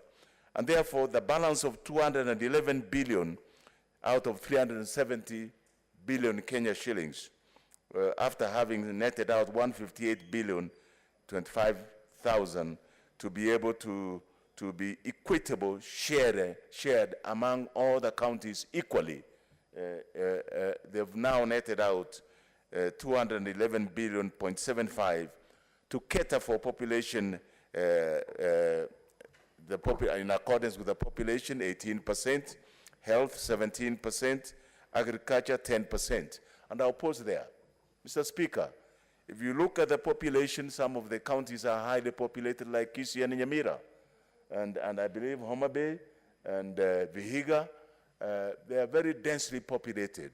They may not be able to have geographical landmass, but in terms of population, they are heavily populated. And unfortunately for us, some of our populations are migratory. You find them, they may be counted in Kisumu when virtually they stay in Kisii, or they may be counted in Nairobi, and virtually they may be staying in Kisii most of their time. And at the time of the census, they were captured when they were in Nairobi, or in Mombasa, or in Nyeri, or wherever they were, Tale and Eldoret. And therefore, we lose out as a county when it comes to population dynamics. And I would have liked at some stage, those of you who are going to stay in Senate, I certainly have my eyes on the ball in Kisii County as a governor, and for the avoidance of doubt, there are those who are thinking that I'm not on the ballot. I'm definitely very much on the ballot. And that should be able to sound a warning that they should stop peddling rumors rather than saying the truth. Sam Ongeri, through DAP, is in the ballot. But what I was really saying is that population is a very critical factor in the allocation of the resources to any county. Leave alone health, these are fully developed function, but unfortunately what we have seen, almost 90% of the budget is held up in the Ministry of Health, when it should have been devolved to the county governments to be able to use in the health sector area. And agriculture, 10%. Urban, 5%, and poverty, 14%, land area, 8%, roads, 8%, and basic share, 20%. The point that I want to make here, Mr. Speaker, is that this is a lot of money once it's properly planned for. Why do I say so? You take, for example, in the case of Kisii, I've been able to look at the chart that Kisii stands to gain a total equitable share of 8,894,274,509,000. And the county assembly, of course, will have to earn 0.05% of that, which is 3,892,950,000 Kenya shillings. This is a lot of money that can be used to be able to spur development and be able to attract some investments, both the national investments and the international investment to counties, to be able to elevate the economy of the area. And more so in the infrastructure development and in setting up the manufacturing sector, which is a net effect of raising up the GDP of any county and the overall GDP of the nation. I saw the other day that this nation is projected GDP was about 7.5%, and when you analyze that GDP projection, it's really mainly on the infrastructure development, which is on the main highway, the express highway from airport to the other side, to Kiladesho area and to Westlands area.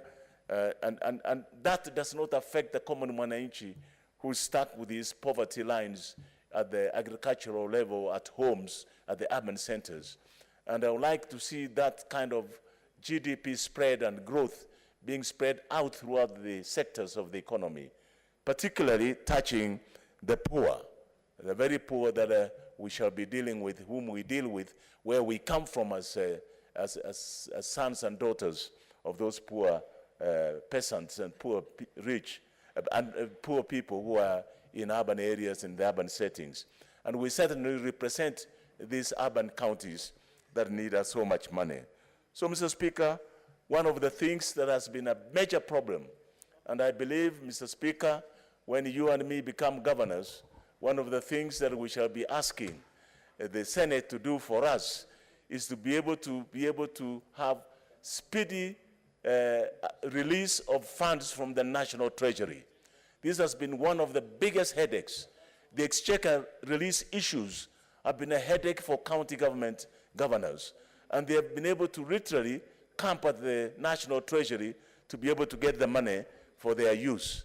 I would suggest, Mr. Speaker, that one of the things that the Senate must do, is, if there's anything else, is to ensure that the exchequer releases to the county governments is timely, because that has a net effect of distorting and delaying salary payments with attendant levies that are put by the KRA for non-submission of their constitutional or revenue requirements, like the taxes and the various items. And this is very painful to the county governments, because they pay penalties which are not there. And when they come before the Public Accounts Committee, we again pin them down further. And I think we must find a common ground of understanding that the National Treasury and the exchequer that must be able to release these resources on a timely basis, so that we can be able to get funds to apply and set out to deal with the development of the other areas. I see a problem, and I hope in this budget it's provided for that the pending bills, which is a big headache for any government, whether it's a national level or the county level, must be provided for. So that when we start, you start with a clean slate. I don't think it's fair to be able to pass over pending bills to another incoming government without settling. If it were possible, they should be settled right within this financial year, which is ending 30th of June in another less than 2 months. And so that when the financial year starts, all those who are in office will start with a clean bill, whether you are the national level government or the county level government. And this is the only thing that this Senate can do to be able to push the National Treasury to ensure that the pending bills are settled in one way or the other. And they can come to an arrangement at the national level. They can also come to an arrangement at the county government level, how to do it with the county government, with the county, the Council of Governors, and they come to an arrangement how the pending bills must be cleared. With those few remarks, I just want to say, yes, I approve and I support this CARA, or what we call CAB bill, but eventually become CARA, and sound a warning that those who receive this money towards the end of this financial year, they should not, this for the next financial year. This is for the next financial year. But whatever they have left for this financial year, they should not squander it. They should use it for settling the pending bills and also for doing things that are within their budget, the annual development budget. Thank you, Mr. Speaker. Senator Mogeni Eric Okongo.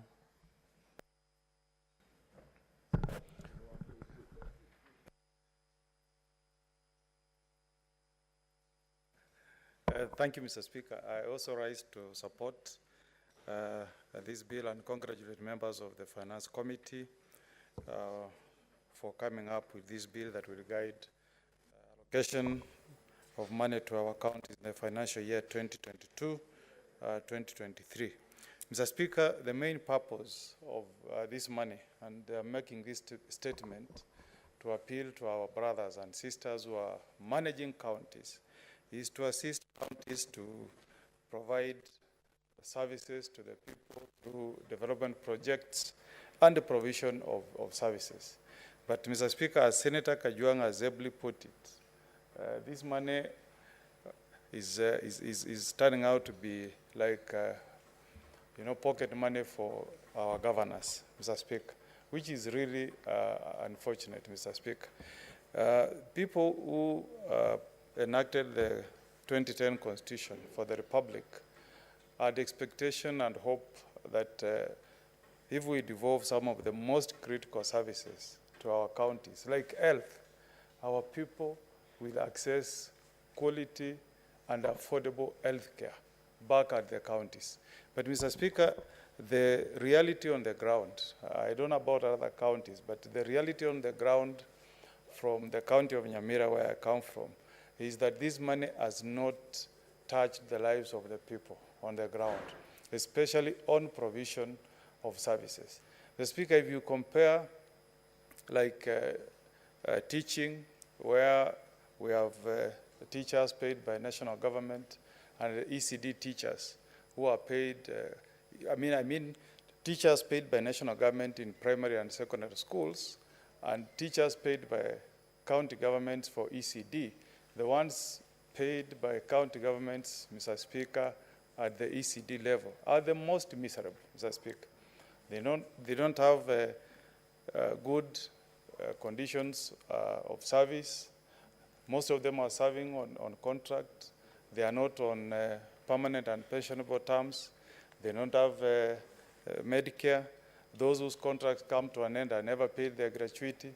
It's really sad and very unfortunate, Mr. Speaker. So we want to appeal, Mr. Speaker, to our chief executives at the county level to have it at the back of their mind that the money that we send to them year in, year out, Mr. Speaker, is meant to take services close to our people and to touch the lives of the people that we represent, Mr. Speaker. I'll give you a sad case, Mr. Speaker. On Sunday, I was at home, Mr. Speaker, and a patient who went to deliver at Gesima Hospital, her name is Spirit Nyakundi, Mr. Speaker, spent 3 days at Gesima Health Center without being attended by any medical officer. And by the time she was delivering, Mr. Speaker, because of stress, she died and she lost her baby, Mr. Speaker. Very sad, Mr. Speaker. In our community, Mr. Speaker, when somebody goes to give birth, the community back home waits to ululate, to celebrate the birth, not to mourn, Mr. Speaker. That is the sad situation that is prevailing on the ground, that we are not even able to have sympathy, even for our women, our mothers, who go to hospital to give birth. We can't provide such a basic service to our people, Mr. Speaker. It is really, really sad. Mr. Speaker, the main role of senators, as Senator Kajwang has ably pointed out, is to ensure that we put in place a formula that ensures that all our counties are given money that can support their services. The first point of call for oversight, Mr. Speaker, are our MCS. I've sat in this Senate, Mr. Speaker, where we have seen impeachments of at least 3 governors. And in each of these cases, Mr. Speaker, without the role of MCS, invoking Article 185(3) of our Constitution, there is no way this Senate would have impeached those governors. There has been this very misleading notion from most of the residents in counties that oversight is the role of a senator. Senators, even in the US, Mr. Speaker, sit as judges. We sit here as judges. You cannot be the one investigating, prosecuting, and passing judgment at the same time. The people who really must be on the lookout, the first point of call for oversight, Mr. Speaker, are our MCS. They are the ones, Mr. Speaker, who pass this budget. Once we send this money to our counties, the people who are going to sit down and ensure that the money is allocated for development projects are our MCAs. The people, again, Mr. Speaker, who should have committees on implementation, committees on oversight, again, are MCAs. And if there is any misuse of money, Mr. Speaker, the MCAs should be able to take action, investigate these governors, where there are good grounds to impeach them, and send files to us as senators, to sit as judges and send home those who should be sent home, Mr. Speaker. We are approaching elections, Mr. Speaker, and most governors, Mr. Speaker, think that the money that is being sent to them should be used for campaigns. Mr. Speaker, I want to urge our bodies that are there to ensure that we use our money for intended purposes in a prudent way. That is the Ethics and Anti-Corruption Commission and the DCI. They should be on the lookout, Mr. Speaker. Governors who are engaged in malpractices, in corruption, diversion of money that is meant to cut development projects but is diverted for campaigns, Mr. Speaker, we want to see action, Mr. Speaker, from EACC and from DCI, Mr. Speaker. As I conclude, Mr. Speaker, we passed this formula, this third formula, under very stressful circumstances. If there is a time I have spent in this House, Mr. Speaker, that was most agonizing, then is when we debated this third formula. That's the time I was crying that my friend from Homa Bay, Senator Kajwang, had abandoned the people of Nyamira. But I thank God, Mr. Speaker, that finally, we were able to come together and agree that none of the counties should lose money, Mr. Speaker. And I thank senators who stood by me and the people of Nyamira in ensuring, including Senator Faria, in ensuring, Mr. Speaker, that my count does not lose a whooping 600 million. That's what I was going to lose, Mr. Speaker. So I'm speaking today a happy person that my county of Nyamira was able to fight very hard through their senator here and ensure that that 600 million was retained by the county of Nyamira. The only request I'm making to my governor is that this should translate to some services, some development projects that are tangible on the ground. I support, Mr. Speaker. Thank you. I can assure you are not the only one. Even the Speaker, for the first time, also had it very rough. I was threatened with impeachment. In fact, at some point when I was exiting, I had to change route because I was being waited for in a corner. So I agree that this money must be used properly. We must touch and change the lives of our people in the counties. Senator Abdullahi Ibrahim. Thank you. Madam Speaker, it is good that we did not go that far. Some of us were very annoyed those days, so if we did not commit any crimes here, then we are happy, and all went well. We should not forget the president, who also bore to what we wanted, even if nothing much came out of it. But all in all, at least it solved the quagmire, and I was happy. Senator Mogoni was happy, and Senator Kajwang was happy, and the Speaker was not impeached. Yes, we are all winners, so I am happy that that happened. Mr. Speaker, sir, some of us, with the help of God, are hoping that we'll become governors also, if it works out well. But I will not want to be associated with the type of governors we have now, who are creating and causing a lot of problems in our counties. In some areas, if you check the recommendations of the committee and the recommendations from most, even the CRA, the monies are all allocated, and there's always meaning for where this money should go. You are told there's this amount for salaries, this amount for allowances, this amount for this, including the MCAs, including their political appointees, you know, those people who are working for them, there's money for them. But these things don't happen. The civil servants, the executives have allowances, there's money for maintenance, there's money for everything. But these things are not done that way, Mr. Speaker. What shocks me is one time I decided to follow up on some issues in my county. and people who are given contracts, and their names were sent to the controller of budget. And when I went to the controller of budget and I got the list, I decided to follow up with the IFMIS, how these monies were paid.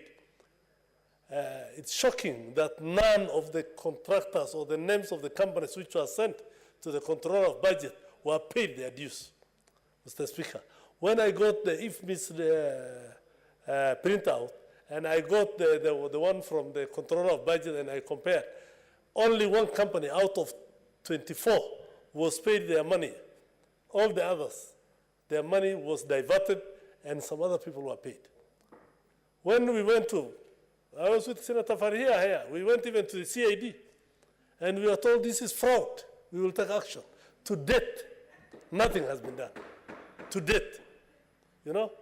I took a whole complaint and letters to EACC. To date, nothing has been done. So, Mr. Speaker, how do you expect senators to just make a lot of unnecessary noise here? We fight ourselves here, and we are about to kill one another, as we said, fighting for resources to go to the counties. And then when it goes to the counties, that's how it's done. It's misappropriated totally. It's very sad. It's very sad. I am hoping that the next group of governors, if I'm lucky enough, I'll try my best to make sure that that money is used according to the prescription which we are given from here, and according to the way it's supposed to be done, Mr. Speaker, sir. But those who don't do, the senators should look for a way out, even if it is changing the laws. I don't know what's wrong with the National Assembly. Whenever we want to make things strict so that governors are worked on, they always oppose it. When it talks about money to the counties, they will always oppose it. I wonder where they come from, whether they live in mass or whether they come from counties. They say, we represent the national government. What problem do we have with the national government? We have no problem. The national government is part and parcel of the counties. The counties form the national government. National Assembly members come from counties. If their counties get more money, they will also benefit because they will say we played a role. It's not only the senator. So these issues of these rivalries when it comes to monies for counties should be avoided totally because this is for the benefit of our people. Mr. Speaker, sir, even if counties have misbehaved, even if governors have misbehaved, still when you go to the counties, you see things which are different from the way when there was no money coming from the national government, where I mean there was no devolution. I've been in Wajir all my life. I've worked in Wajir. I've been a member of parliament for a constituency in Wajir. And when you see those days, the amount of money coming from the national government, and you compare it with now, you can't believe it. You can't believe it. Well, there's a time we are talking of 200 million coming to the whole of Wajir County. Now we are talking of 10 billion. 10 billion, Mr. Speaker. So whoever, those people, including myself, who fought for devolution, and all those other figures or national people who fought for devolution should be congratulated, and we should also congratulate ourselves here as senators because our job is to protect devolution, and that's what we did when we were fighting for the CRA, I mean the third allocation of the CRA formula. Mr. Speaker, that said, when you take billions, like Wajir will get close to something like 6 billion or 5 billion at present development vote. I don't know where it goes. I don't know where it goes. You wonder, we have 30 wards, and some of the wards, you are told, have gotten hundreds of millions. Others cannot even get 30 million. You cannot compare. What's the difference from the way it was those days of the national government when the money was released from here piecemeal and we are not getting anything? Now, you will be told a ward has gotten 1 billion when another one did not get even 30 million. But even the one which got 1 billion, you don't see anything. So this is the problem. So senators can talk about these issues. They say it. The county assembly members do not really act most of the time. Like ourselves, what we did, we impeached our governor by the county assembly. It was brought here. The senators impeached. What happened? He's back in office now. You see, this is I don't even know what to call it, the contradictions of Kenya and the so-called different organs of governance or of government. If whatever we did here, whatever the county assembly members did, the court says it's null and void, and that's the end of it. It can't work like that. We can't, if something happens and whatever the legislature does, I think the courts, I beg them to stay away from some sort of unnecessary interference. If it is a blatant, you know, I don't know what to say, but if it was that wrong, then at least they can say something. But look at what happened. Every time you talk of impeachment, at least what happens in that county is something which is, you know, you can't even look at it. Mr. Speaker, some of these things, I think the problem is ours. The organs concerned, the organs who are supposed to monitor and deal with these things, they don't perform their functions. So I urge the DCI, the EACC, to follow up issues like this. And if we don't stop corruption, this country is going to the docks. And that's why we are in this mess right now, the way we are. Everybody, you go to an office, you can't do anything. You want to go and ask somebody for some help in employing somebody, you cannot do anything. This Kitukidogo is still in this country, and it's going to, and if these things continue, the county government could do the same. The national government is worse. Okay? You are aware of our debt level right now. I don't know what we are going to do about it. The counties, as Senator Omogeni was talking about, the bending bills, Wajir has close to 5 billion, 5 to 6 billion bending bills. If I get the opportunity to be the governor, I don't know where I'll bring that money from. How do I pay those people? It's impossible. It's impossible. So what are you going to do? For the next 5 years, will you be paying bending bills? No development, no nothing. And if you don't pay, you are told you are not doing the right thing. People have suffered. We have, our money was misused. Somebody took our money. You know, I don't want to be too personal, but some of the things which happened in that county of mine, Mungu's idea too. Mungu's idea, sis. Now, Mungu, God will never help you if you don't help yourself. So sometimes, let me just leave it at that. But it is sad, Mr. Speaker. It is so sad what happens. And it's not only my county. It's literally in all counties. Even the best counties which some of us were looking at up and say, oh, these ones have performed this. I don't want to mention names. But when you ask the Senator about it, they still complain. So what is going on with this country? How can we resolve these issues? Devolution is it's a blessing, as far as I'm concerned, for the people of Kenya. And if it is done proper, if it is used proper. You know, I was asking people here in my county recently, if we use this money, forget about 100%, even 70% of the development funds, if it is used proper, this country, I asked somebody a long time ago, an accountant, one time when I was a civil servant, who was trying to refuse to sign an impress for me. He was telling me this money is too much. So I just told him, boss, if every AIE holder in this country uses 70% of the money they are given according to the way they are supposed to use, where will this country be? You know what he did? He looked at me like this. It was several years ago, more than 30 years ago. He looked at me like this and said, he signed that impress warrant, and he said, we will be developed by now. So I'm just urging anybody who is an AIE holder, please, let's use our money prudently so that our people will benefit and this country can change for the better. If we say now, some of the people who are looking for presidency now, others want to say whatever was done, we will revisit this, we will revisit this. If you go revisit whatever was done, how will we go forward? We can't.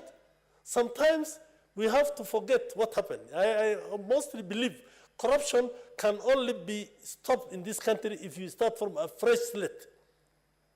I'm sorry to say this. Some people might not agree with me. But if you say you will follow corruption, the Somalis say, if you follow your footsteps of the morning backwards, you know we are numbered, so we don't have toilets. Eh?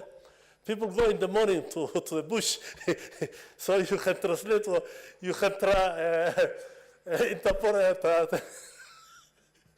So if you go and follow your footsteps of the morning, you know where it's going to take you. So if you follow your footsteps of the footsteps of everybody in this country backwards, we are going to land in big problems. So if it was for me and I was given the opportunity and I have the mandate, I would have said, you have, whoever has stolen, from now on, Kilamut, everybody is free, bring all your money back, nobody's going to follow you.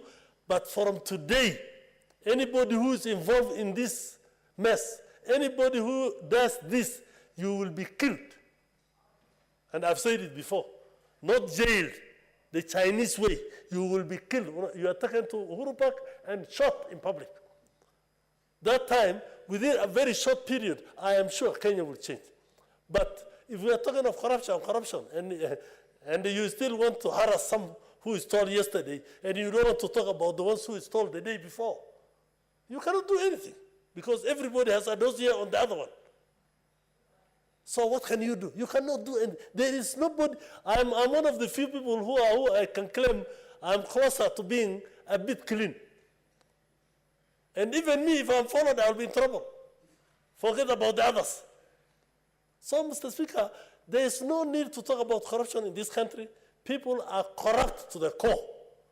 The only way you are rushing around chasing policemen who took 100 shillings or 200 from the matatu.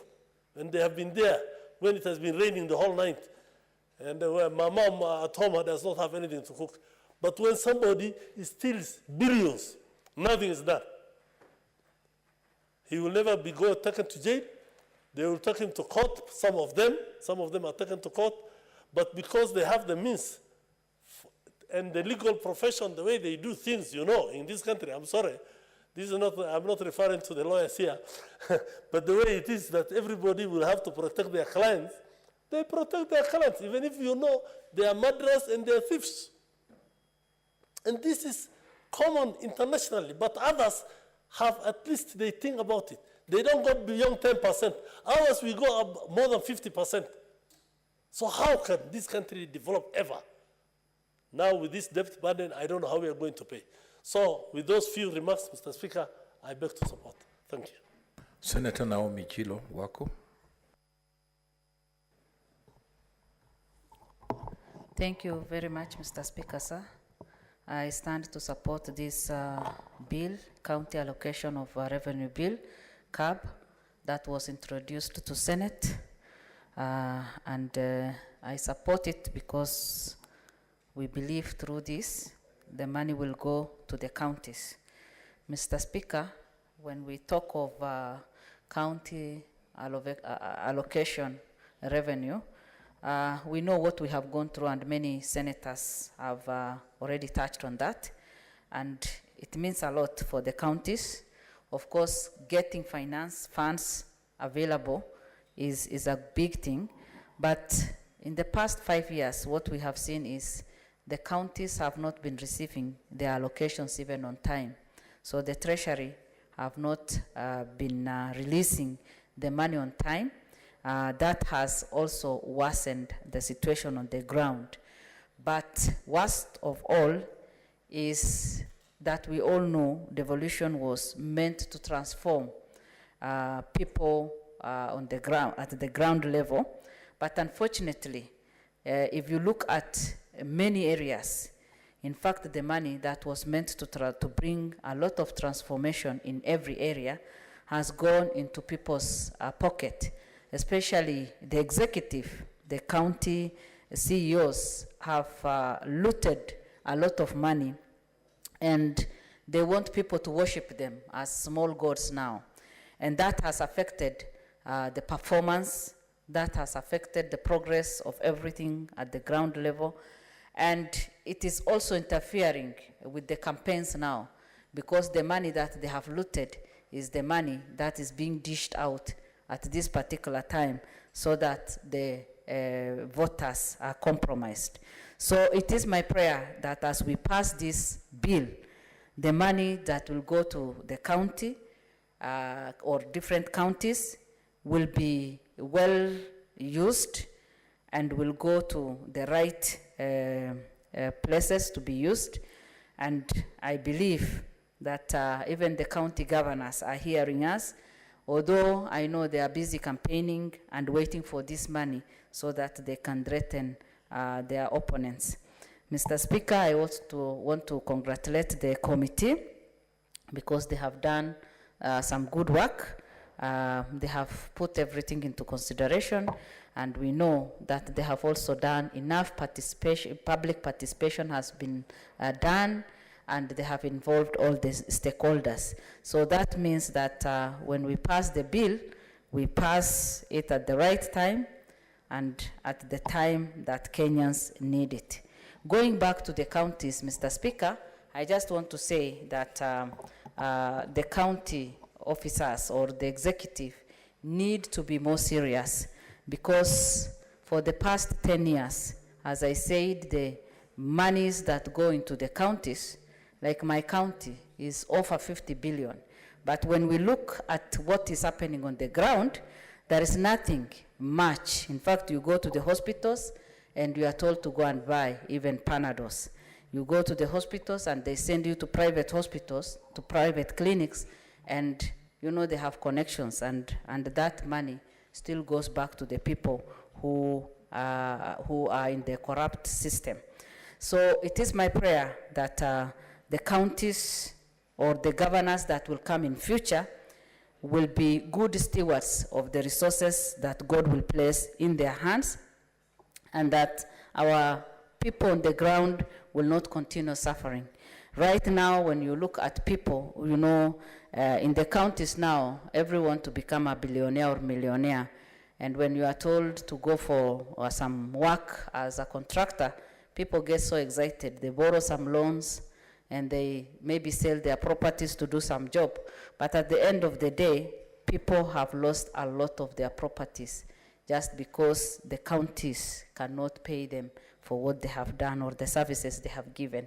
You have so many contractors who are frustrated, who have developed even terminal illnesses as a result of frustrations, who have become even more poorer now, who have lost their properties just because the monies that is in the county office cannot reach the common mwananchi who has given the service to the counties.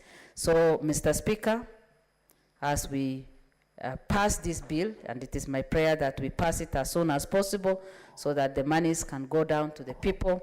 As we pass the bill, I request for proper use, and we pray that the officers there will be good stewards of the resources. While again, we pray that the money will be released to them at the right time. I support, and thank you so much. Senator Olekina.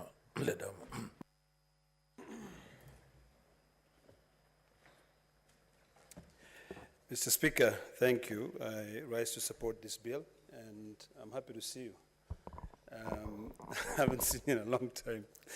Mr. Speaker, it's quite evident that this House played a critical role in terms of fighting for revenue that goes into our county governments.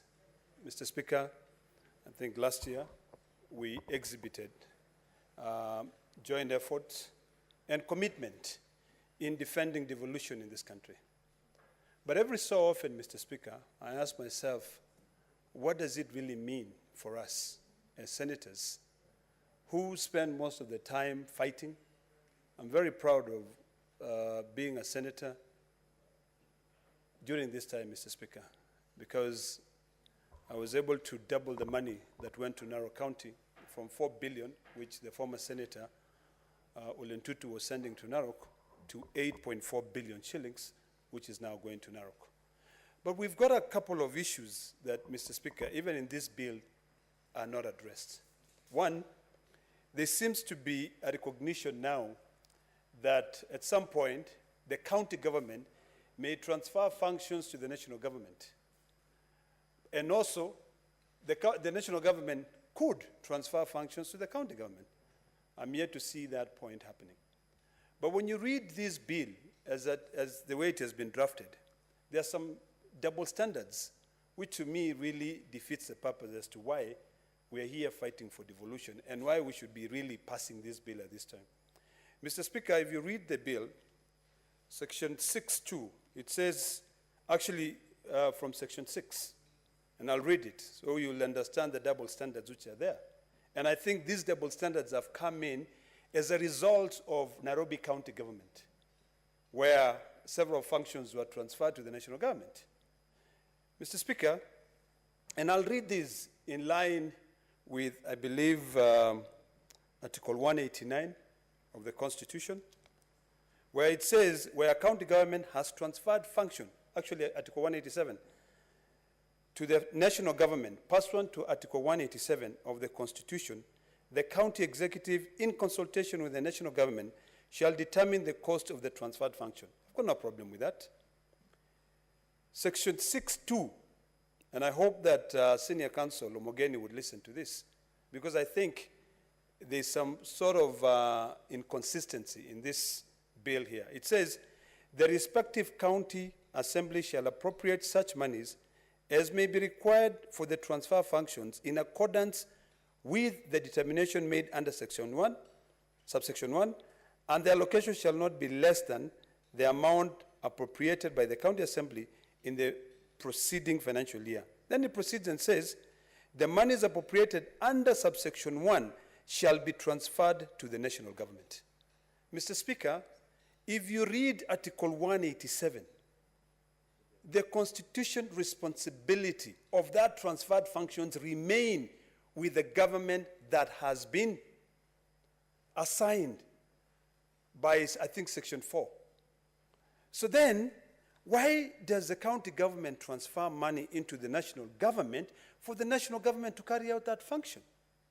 And if the county government is to transfer that money to the national government, the Act continues saying that the national government entity in which county government functions have been transferred shall submit quarterly reports to the Senate and the respective county assemblies on the status of the discharge of the devolved function. What happened, Mr. Speaker, to the executive, the county governor, who, it is not the assembly, it is the county governor who has got to carry out, who has got the responsibility of delivering those functions? What happened to the issue of the constitutionality? Because if you report to the county assembly, yes, because the county assembly will double check, but what about the county governor who has got to carry out those functions? So, Mr. Speaker, I would hope that this can be clarified, because when I read this, I'm a little bit concerned, because further it goes and says the Auditor General shall no later than 3 months after the end of a financial year prepare a special audit report on the financial and non-financial performance of an entity in which county government functions has been transferred. But in the last financial year, Mr. Speaker, we did not see anything like that. In my view, Mr. Speaker, and I could be wrong, one thing that ought to be done is that the county government that transfers function to a national government, that national government should submit a status report to that executive of that county government of the function that they have carried out. Then that will be combined and carried out as per the Public Audit Act Section 35. Because here now you have two audits being carried out. One audit is on the function that has been carried out by the national government. The other audit is on the function that have been carried out by the county government. Then you bring the question, Mr. Speaker, of ONSO's revenue, where other people say the Senate cannot be able to oversight on ONSO's revenue. You bring the question of those functions of the national government. And the people who are supposed to oversight on the national government is not the Senate, but the National Assembly. So, Mr. Speaker, I hope that this matter can really be clarified, because I think there is a lot of confusion in both the way these functions are transferred, who is supposed to oversight those functions. So to me, Mr. Speaker, I hope that the committee would look at that issue, because I've got no problem with the county government transferring money to the national government. But if you transfer that money to the national government, what happens to the constitutionality, the responsibility of those functions as per the Constitution? So I think the learned fellows in this House can be able to dig deep into that issue and look at the way the bill has been drafted, look at the constitutionality of it, and see how we can be able to remove the double standards. Mr. Speaker, the second issue, which I think is a big concern for me, is that county governments have been crying every financial year that the exchequer releases are delayed, or sometimes they do not get their money. If you read section 17(6) of the PFM Act, which this bill referred to, says, the National Treasury shall, at the beginning of every month, and in any event, no later than 15 days from the commencement of the month, disburse monies to the county government for the expenditure of the following months. This bill, Mr. Speaker, also clearly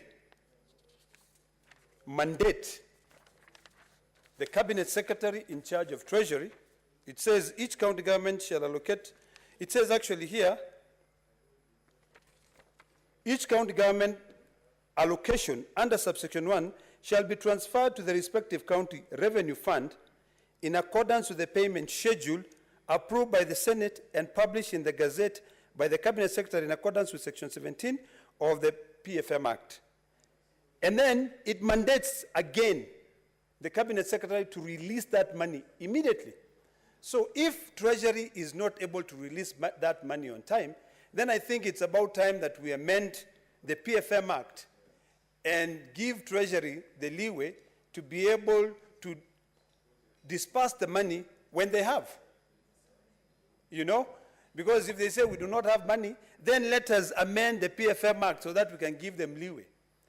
Secondly, Mr. Speaker, I was listening to Senator Abdullahi when he was talking about the issue of pending bills.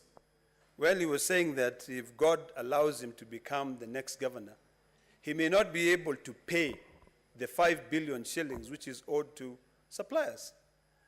Mr. Speaker, if the law requires this bill that we are passing, certain ceilings to be put in place, and it also say, you know, first in, first out, what should we be having pending bills?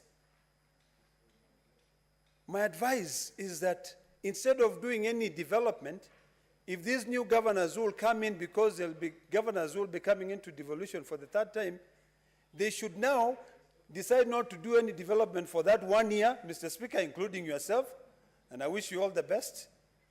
Go pay all the bills that either you incurred that were never paid when you were the governor, or the one that you are successor, and now in future, God willing, you'll also become his successor, have incurred. Because that is the only way we will be able to have sanity on these matters of devolution. So, Mr. Speaker, I support this bill, but I hope that we can be able to clean up those inconsistencies and require that whereas a national government has transferred any function to the county government, it is also treated the same way that a county government transfers functions to a national government.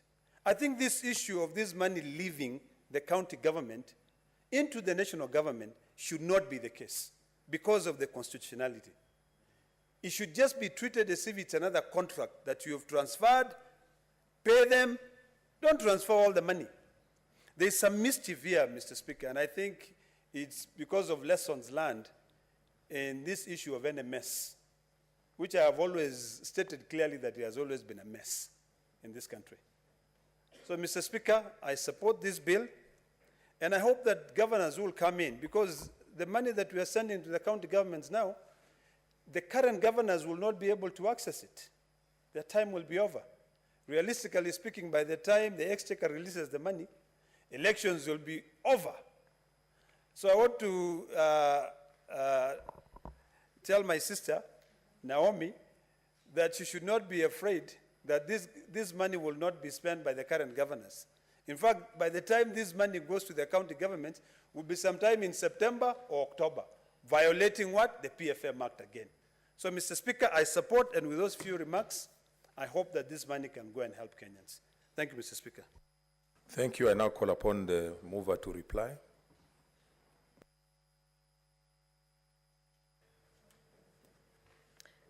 Thank you, Mr. Speaker, for allowing me to reply. Mr. Speaker, I wish to thank Senator Kajwang, Senator Ongeri, Senator Professor Ongeri, Senator Omugeni, Senior Counsel, Senator Dr. Abdullahi, Senator Naomi Wako, and Senator Olekina for supporting this bill. Mr. Speaker, one of the issues, the sticking issues that a finance committee has been discussing, and that up to now we still don't have a solution to. We try to address them. I have the benefit of sitting in both delegated legislation committee and finance committee. And when the controller of budget was trying to do regulation regarding their regulation on their bill, we tried to introduce, some amendments to. We tried to request them to do an amendment that will address the pending bill issue, and because I had benefits of sitting in both, one of the recommendation was that they acknowledge the fact that what my senator was talking about, pending bills, people request the controller of budget with a list of suppliers to be paid. By the time the controller, that money is released to the county, the people who are paid are totally different from those whose names were requested on their behalf. Mr. Speaker, what that means is that the genuine contractors who did all the work, their names are being used to make payments, to request for payment from controller of the budget, because there is evidence that work has been done. But when the money is released to the county government and it goes to the exchequer, Treasury releases that money to the county government, totally different suppliers who have not delivered what they were required to deliver. That means people who work for the governor of that county, especially mine, that's what I can talk about, are the ones who are being paid. And Mr. Speaker, if that is not fraud, then tell me what it is. Because why would you use these people's names if you had, from the beginning, you have every intention of not paying them? And this is not happening at one time. It happens time and time again, especially in my county, and I've been following. But Mr. Speaker, what this means is that corruption has been condoned from the county government all the way to controller of budget's office, whereby things are not done in sequential, and there is no consequence for that, Mr. Speaker. Mr. Speaker, as we leave this house, one of the things that people like Senator Kajwang, who might be lucky enough to come back to this house, I request them to do, is in the next generation formula, the fourth generation formula of the CRA formula, there should be a criteria. In this country, the development stages is different. There are some places whereby the railway was not passing through. So from the colonial time, with the subsequent of Kenyan government, no development has been done. What that means is that they have, and some of them also, due to their climatic challenges, their potential to generate revenue is lower than those who are either endowed by nature And as a result of, sessional paper number 10 of 1965, all investments were done in those counties. Right now, even according to the capacity to generate revenue done by, I think they were supported by World Bank, done by CRA, the specific, like I know Nairobi County can comfortably generate up to 60 billion, shillings every year, minimum. I think some of the reports were saying 76. So if they have that potential, then in the formula, they should have an inverse formula whereby if you are able to generate more, then you should be given less.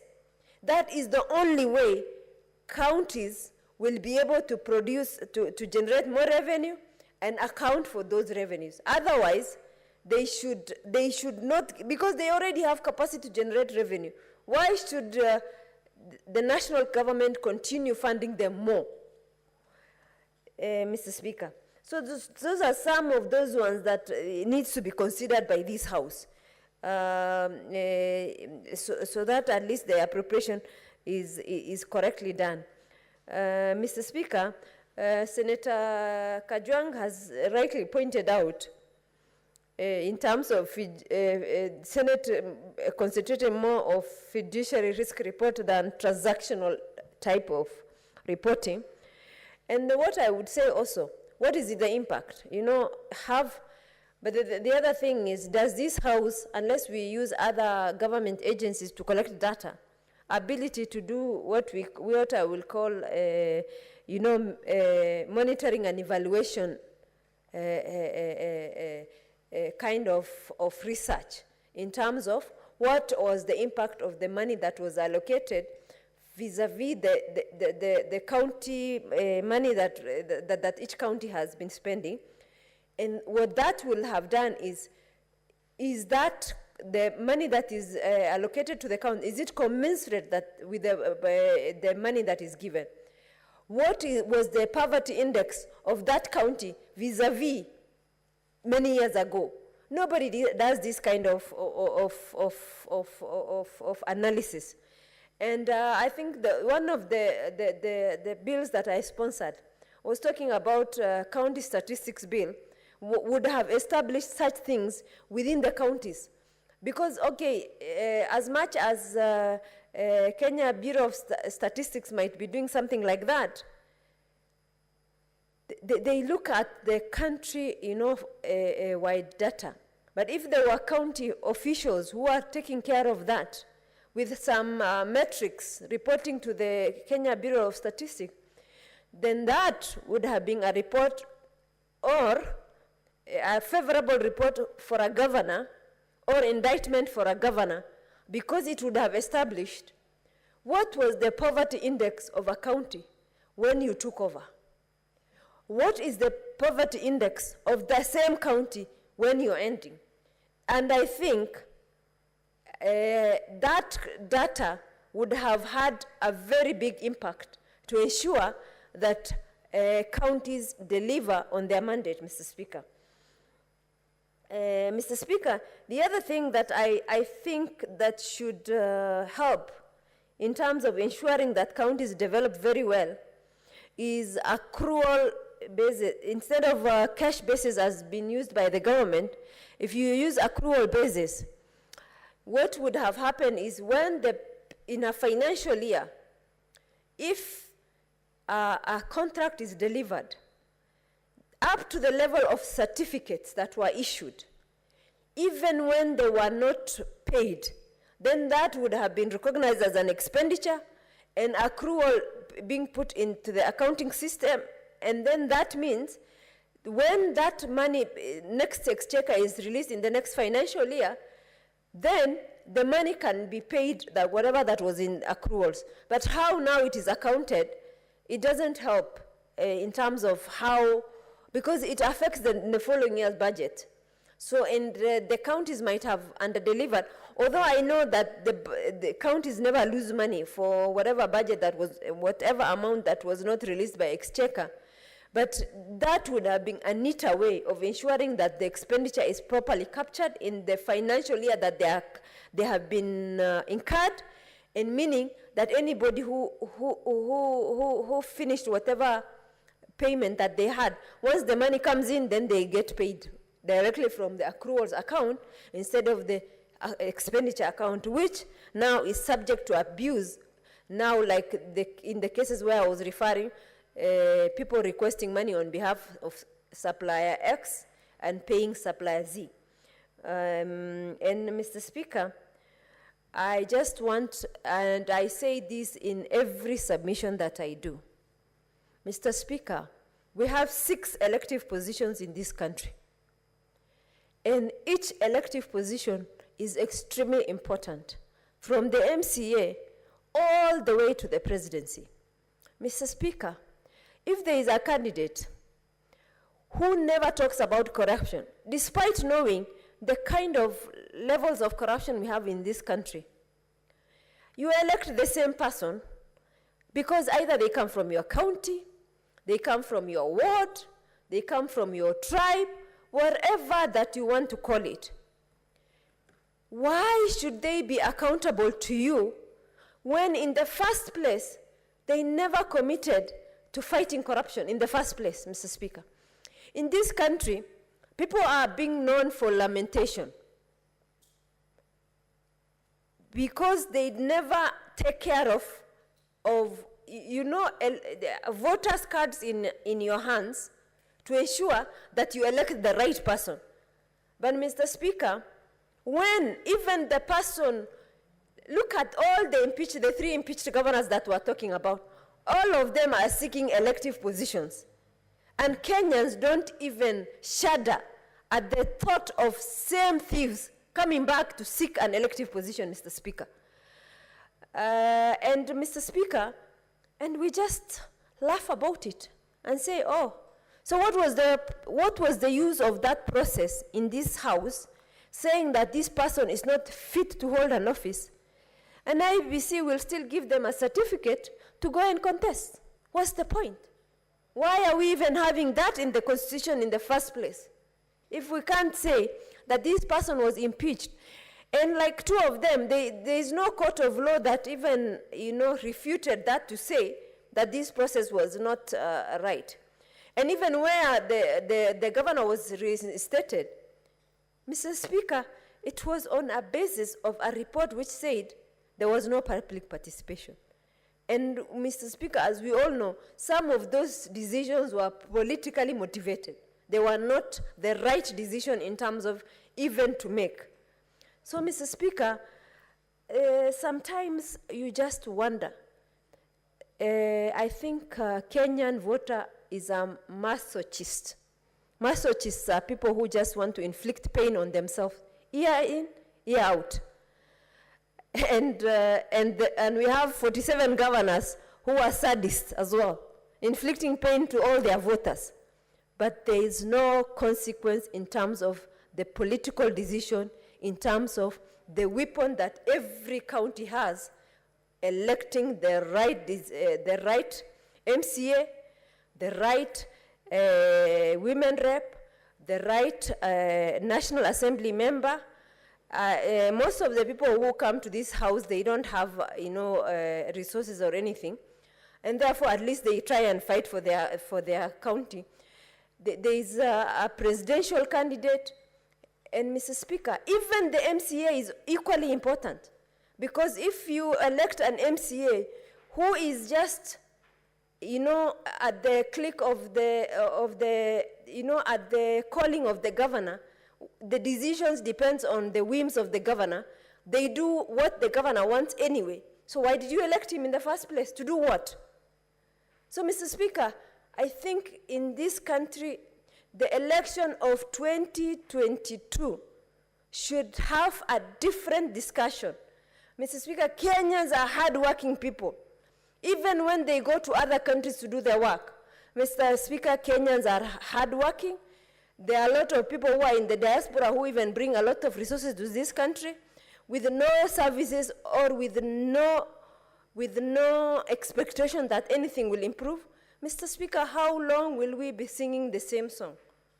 Mr. Speaker, I urge Kenyans to use their vote very, very prudently in terms of getting rid of any leader with iota of corruption in their track record, and ensure that the right people come to leadership so that this country is able to move forward and develop.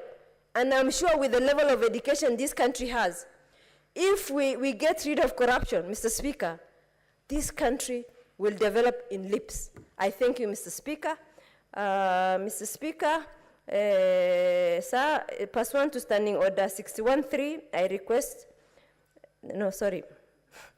Mr. Speaker, I reply, and pursuant to Standing Order 61.3, I request that you defer the putting of the question on this motion to a later date. I thank you, Mr. Speaker. Thank you so much for your contribution. Somebody said, people get leaders they deserve. So it's up to Kenyans to make a choice. Sometimes democracy is very expensive, but people have to make informed decisions as they make choices of the leaders that will take them through to the next level. I agree with you that there needs to be that scrutiny when at the ballot box. Next order.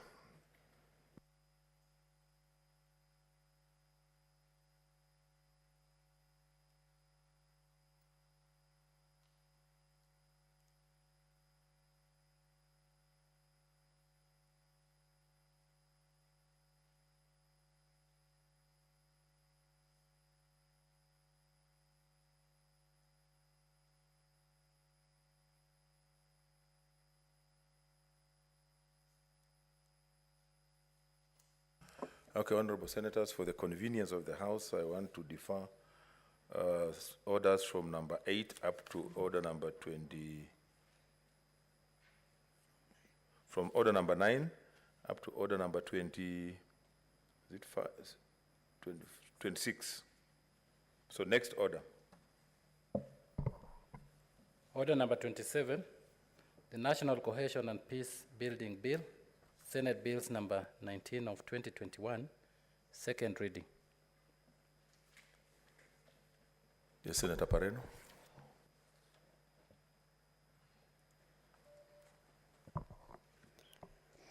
Thank you, Mr. Speaker, for allowing me to again move this bill. Mr. Speaker, this is I will be very fast because it's a bill that had already been processed in this House, but it was affected by the court ruling, and it has therefore come back for reprocessing. I am hoping that we'll be able to process it within the time that is remaining for this Senate. Mr. Speaker, I beg to move that the National Cohesion and Peace Building Bill, Senate Bills number 19 of 2021, be now read a second time. Mr. Speaker, at the time that I first moved this bill, that was the time that we had the BBI starting the proceedings, of course led by our late Senator Haji. And it was really relevant at that time. It is still relevant at this time, especially now that we are moving into elections.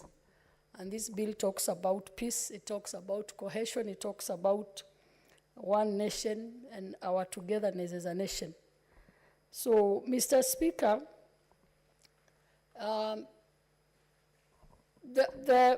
act that the National Cohesion Act, that the National Cohesion and Integration Act that is in existence, has had issues in its application and needed to be amended. But we moved in and had stakeholders' discussions. And it was agreed that instead of amendment, I actually propose in this bill that we repeal and replace it with this current bill as now drawn. Of course, drawn from consultations from all stakeholders, including the Directorate of National Cohesion and Values that is housed at the presidency, then the several stakeholders, the Secretariat, the National Cohesion and Integration Commission, and the National Commission on Human Rights, and others who have contributed to enriching this bill. Mr. Speaker, there are issues that this bill seeks to bring forth. First, there seems to be a very active directorate under the President's office that deals with peace alone. Then we have the National Cohesion and Integration Commission that deals with issues, integration and cohesion. And indeed, you will find that there is always peace building. So at the time we were discussing with the National Cohesion and Integration Commission, they actually were lamenting, and we thought we could cure that using this bill, that they are underfunded because the directorate is more funded. The directorate is actually usurping the powers that should, if we were to be strictly following our constitution, should be under the National Cohesion and Integration Commission. This bill seeks to justify that you cannot separate peace building and cohesion and integration unless you just don't want to have the commission working. So one of the proposals in this bill is to cure that so that we have all issues peace, all issues integration, all issues cohesion housed under this particular law, and not having one arm at the directorate and another arm at the commission. And also seeks to sort out the issue of budget, where a lot of budget goes to the directorate while the commission is just staying idle without work. To me, Mr. Speaker, the directorate cannot be more superior than a constitutional commission. So if only we can cure using this particular bill, if it passes, that would actually respect the provisions of our constitution that brought forth commissions that were brought forth to settle a lot of issues like cohesion in this country. So this bill seeks to make it easier for us to run the commission smoothly and to have all issues under, all peace and integration issues under one roof.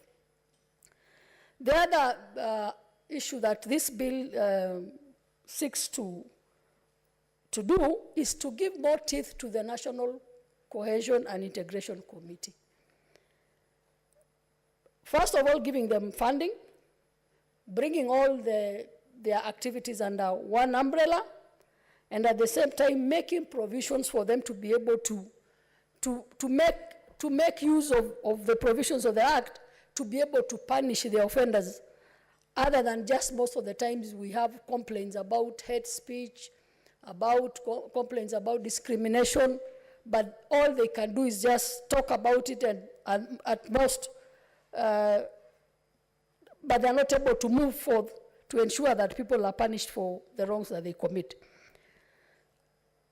The functions of the commission are therefore redefined again in this bill, being that Clause 6 of the bill provides that the functions of the commission shall be to formulate and implement strategies, plans, programs of promotion of national unity, collaborate with institutions and stakeholders to give effect to the policies relating to the cohesion and integration, identify factors inhibiting the attainment of harmonious relations among social origins and put in place measures to address this problem, and issue prohibition notices directing persons or entities involved in actions or conducting contrary to national cohesion, integration, and peace building, and give notices within 7 days for such person to cease from such utterances or actions. They can also summon witnesses and call for the production of books, plans, and other documents to examine witnesses and parties on oath. Publish names of persons or institutions whose words or conduct may undermine or contribute towards undermining good ethnic relations, or who are involved in ethnic discrimination or propaganda or ethnic hatred. So this redefining of their mandate is to ensure that they are able to perform, unlike the provisions that we had previously in the Act that we seek to repeal. This act of naming and shaming has been there. The provision has been there, but it has never been effected, Mr. Speaker. So, Mr. Speaker, as we give teeth and we give more provisions on how they'll perform their work, we also, in this bill, provided that apart from having just offices in Nairobi and their headquarters, the commission pursuant to Clause 8 as proposed shall have its headquarters in Nairobi as usual, but we have now provided for branches throughout the country. This will ensure that they are able to perform. As I said, we give them more teeth, we give them more funding, we give them more staff for them to be able to provide. At this time of elections, I am sure the commission would want to have effective branches monitoring how we are conducting ourselves, how we have non-violent conduct, and how the commission can effectively be able to get reports from all over the country. They cannot do this from Nairobi. They cannot sit and be able to monitor the whole country from Nairobi. So we propose that they have branch officers so that they are able to perform, and of course that goes alongside with the funding, which funding we are insisting should be moved from that directorate and be moved to the national, to the commission for them to be able to perform.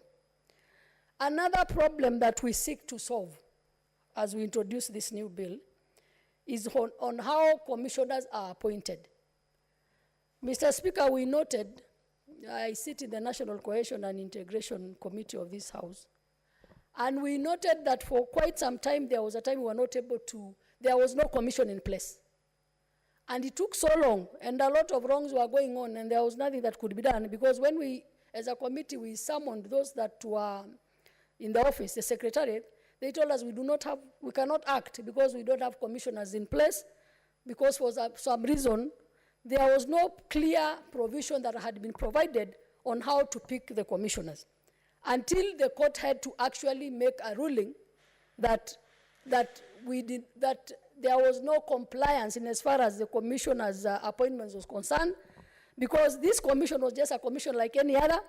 It is a constitutional commission, but nobody, for some reason, there was no provision on how they were going to be appointed. So at that time, there was no commissioner, so there was no action that could be taken against any acts that were violating our peaceful coexistence.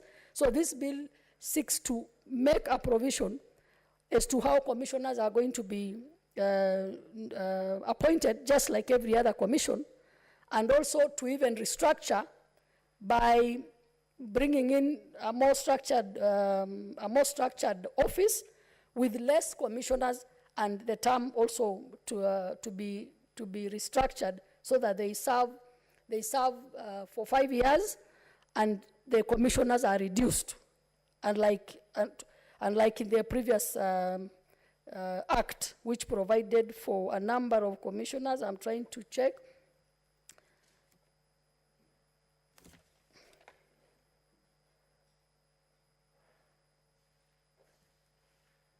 It provides for a non-renewable term, not for the commissioner, but for the secretary to the commission, which is renewable once, and provided for the qualification of appointment, and also for the chief executive officer and accounting officers of the commission. So apart from giving term for the commissioners, it also gave term for the secretary. It also gives term for the secretary, and also gives term for the executive officer. Mr. Speaker, clause 32 and 42 have provisions that deal with discrimination, hate speech, negative ethnicity. We have new terms that have been introduced that were not there in the original act, and for purposes of effectiveness of this commission. So section 32 and 42 deal with that. Terms, there's also issues of inclusivity in terms of appointments, and there is a provision, that is 38(2), that says it shall be unlawful for any state or public officer while in charge of public resources and without a justification to distribute resources in an ethical, equitable manner. So there is issues of equity in terms of resources, in terms of employment, because we know in this country that has been something that really brings a lot of friction between one community and another. A lot of us crying and saying that we are not included in cabinet, a lot of us crying that appointments are not done properly, and that brings a lot of frictions, and it shall be unlawful if you are found as a public officer for you to have committed that particular offense. I am trying to be as precise as possible. Mr. Speaker, all we are saying, as far as this bill is concerned, is that we need to repeal the old one, replace it with this one, giving more teeth, creating new offenses. I remember the other day, the human rights were asking, why are you creating new offenses? And not creating, but describing new offenses. Why are you doing that at this particular time when we are just about to go to an election? Probably you are looking at the election season. But that is the more why we need laws that are very effective, that are so precise, so that as we move on as a country, elections should not be a season for violence, for non-peaceful coexistence. So I want to say that this bill will serve to make things right, not just for one individual or one community, but for purposes of the entire country, for us to exist peacefully. So, Mr. Speaker, having said that I had already moved this bill previously, I now move that this bill be read a second time and ask my colleague Senator Farhia to second.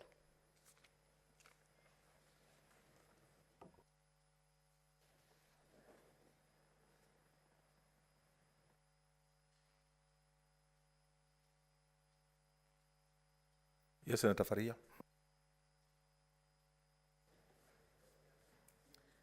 Thank you, Mr. Speaker, for giving me this opportunity to second this bill. Mr. Speaker, as it has been submitted by the sponsor of the bill, this bill was discussed extensively, and because of what happened between the National Assembly and Senate, it had to come back. Mr. Speaker, actually, I'm of the view that for us to pass most of these bills, instead of going for recess in May for 2 weeks, I think we should go just for 1 week, even if it means that we reduce the time towards the end by 1 week, so that at least most of these bills, when they leave here, they have to go to the National Assembly, so there is no point when we are 1 week after their recess, the one that they say they die.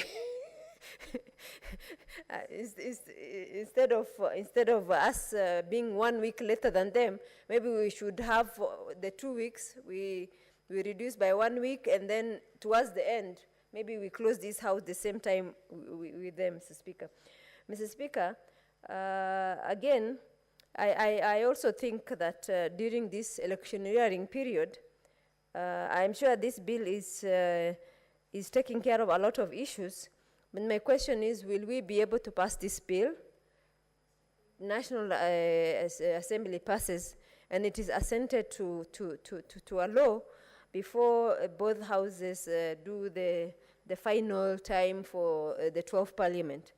Mr. Speaker, I also tend to believe that during this electioneering period, the people who are in charge of security apparatus should be very, very, careful in terms of how they use information from the ground. Mr. Speaker, one of the information in the ground in my county, for example, is that people are saying, these terrorists are coming towards the border from Somalia, and they plan to cause a lot of mayhem during the time of the election or prior, Mr. Speaker.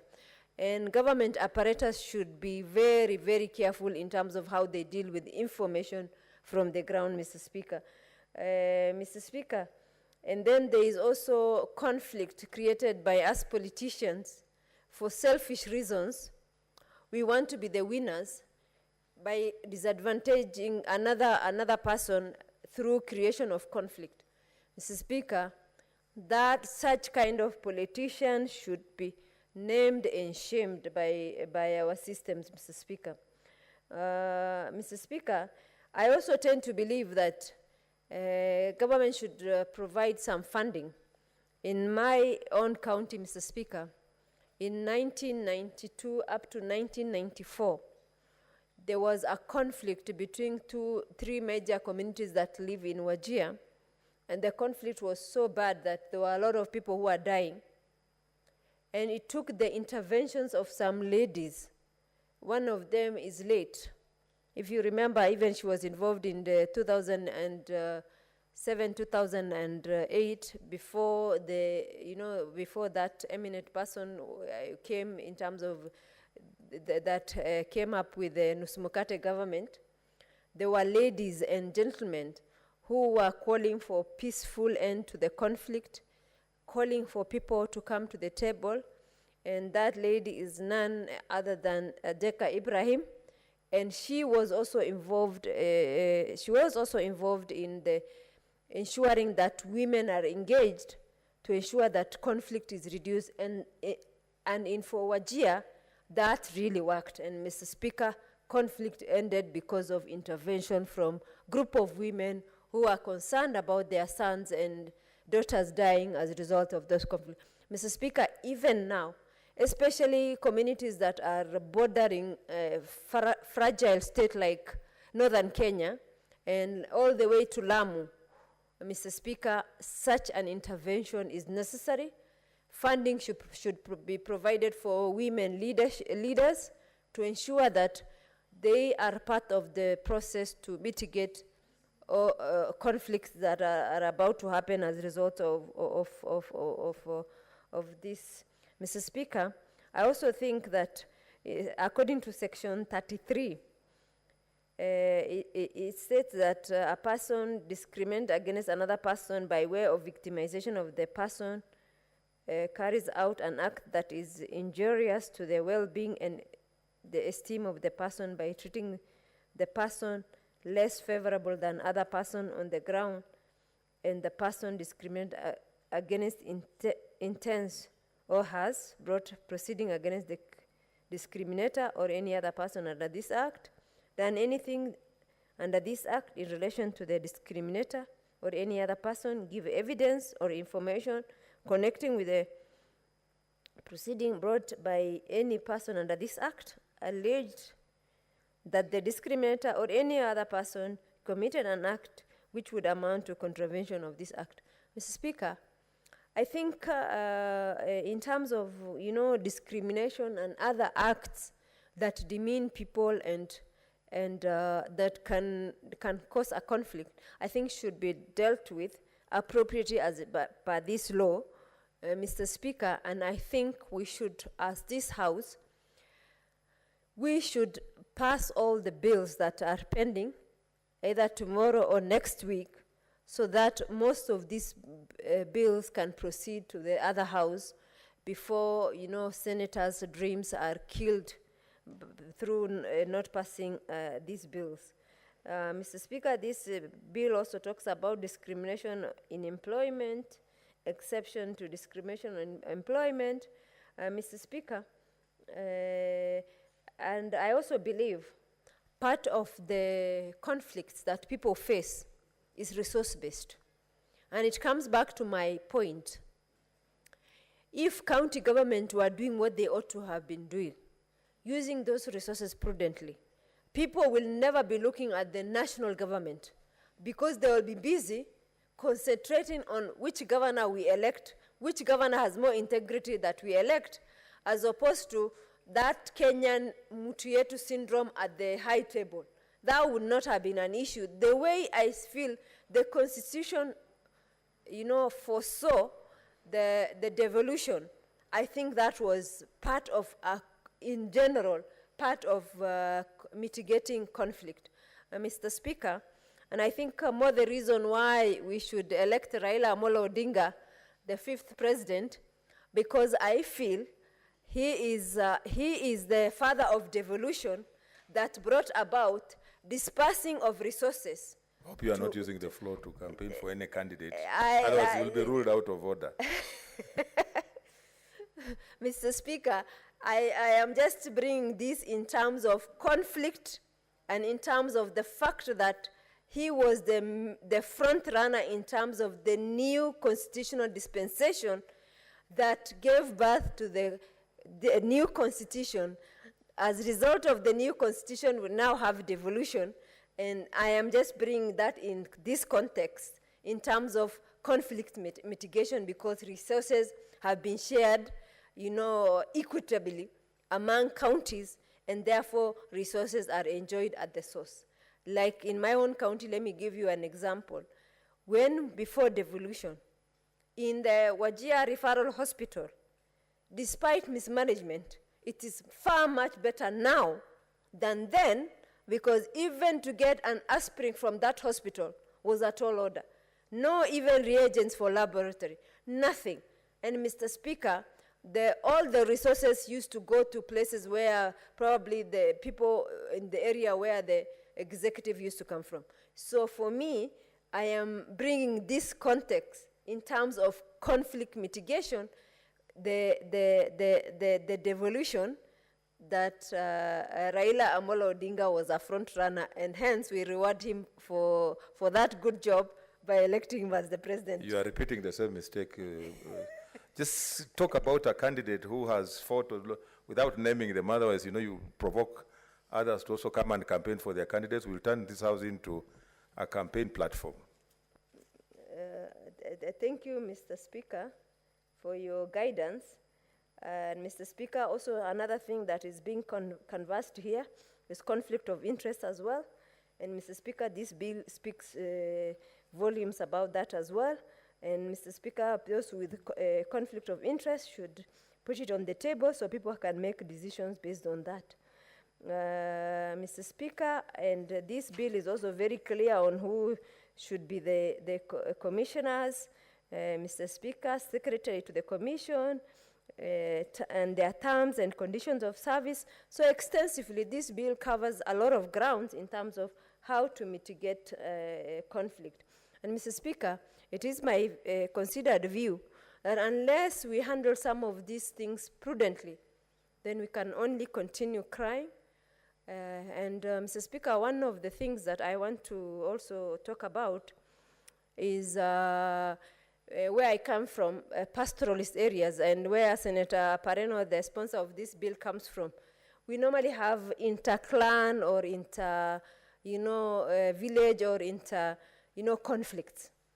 Mr. Speaker, while the rest of this country speaks about tyranny of numbers, people in pastoral programs, pastoral areas, kill each other to reduce their numbers further, which now, if you go through the, as you can remember, even the revenue share, how it was distributed, when I calculated, the basis for that formula, before it was amended by this House, 76% of that formula was based on population. Whether in terms of health, agriculture, and you name it, it was somehow linked to population. So, Mr. Speaker, if we continue that bad manners of killing each other as pastoral communities, if we perish with less resources, with no numbers to influence anything, then we only have ourselves to blame. Mr. Speaker, I beg to second. I propose the question, which is that the National and Peace Building Bill, Senate Bills number 19 of 2021, be read a second time. Senator Kajwang.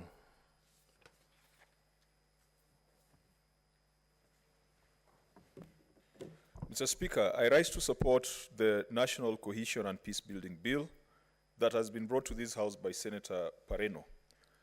Senator Pareno has said the good things about the bill, and the seconder has also cited some of the good things about the bill. And therefore, you'll allow me to be a bit critical so that we can improve the bill as it progresses. I also take note that this bill has been before this House previously, and it's because of the concurrence process that it has been brought back. But it gives us an opportunity to maybe get a better understanding of what has been proposed. Mr. Speaker, in the last parliament, I was a member of the Joint Parliamentary Committee on Cohesion. Back then, we had, I think, 2 committees that were joint between the National Assembly and the Senate, and this was one of them. And I do recall we were chaired by Senator Sakaja, and the vice chair was the Senator Engineer Hargura. And therefore, I've got a little bit of experience and background in dealing with the National Cohesion and Integration Commission. Mr. Speaker, this bill intends to establish the National Cohesion and Peace Building Commission. We already have the National Cohesion and Integration Commission, so probably a matter of semantics.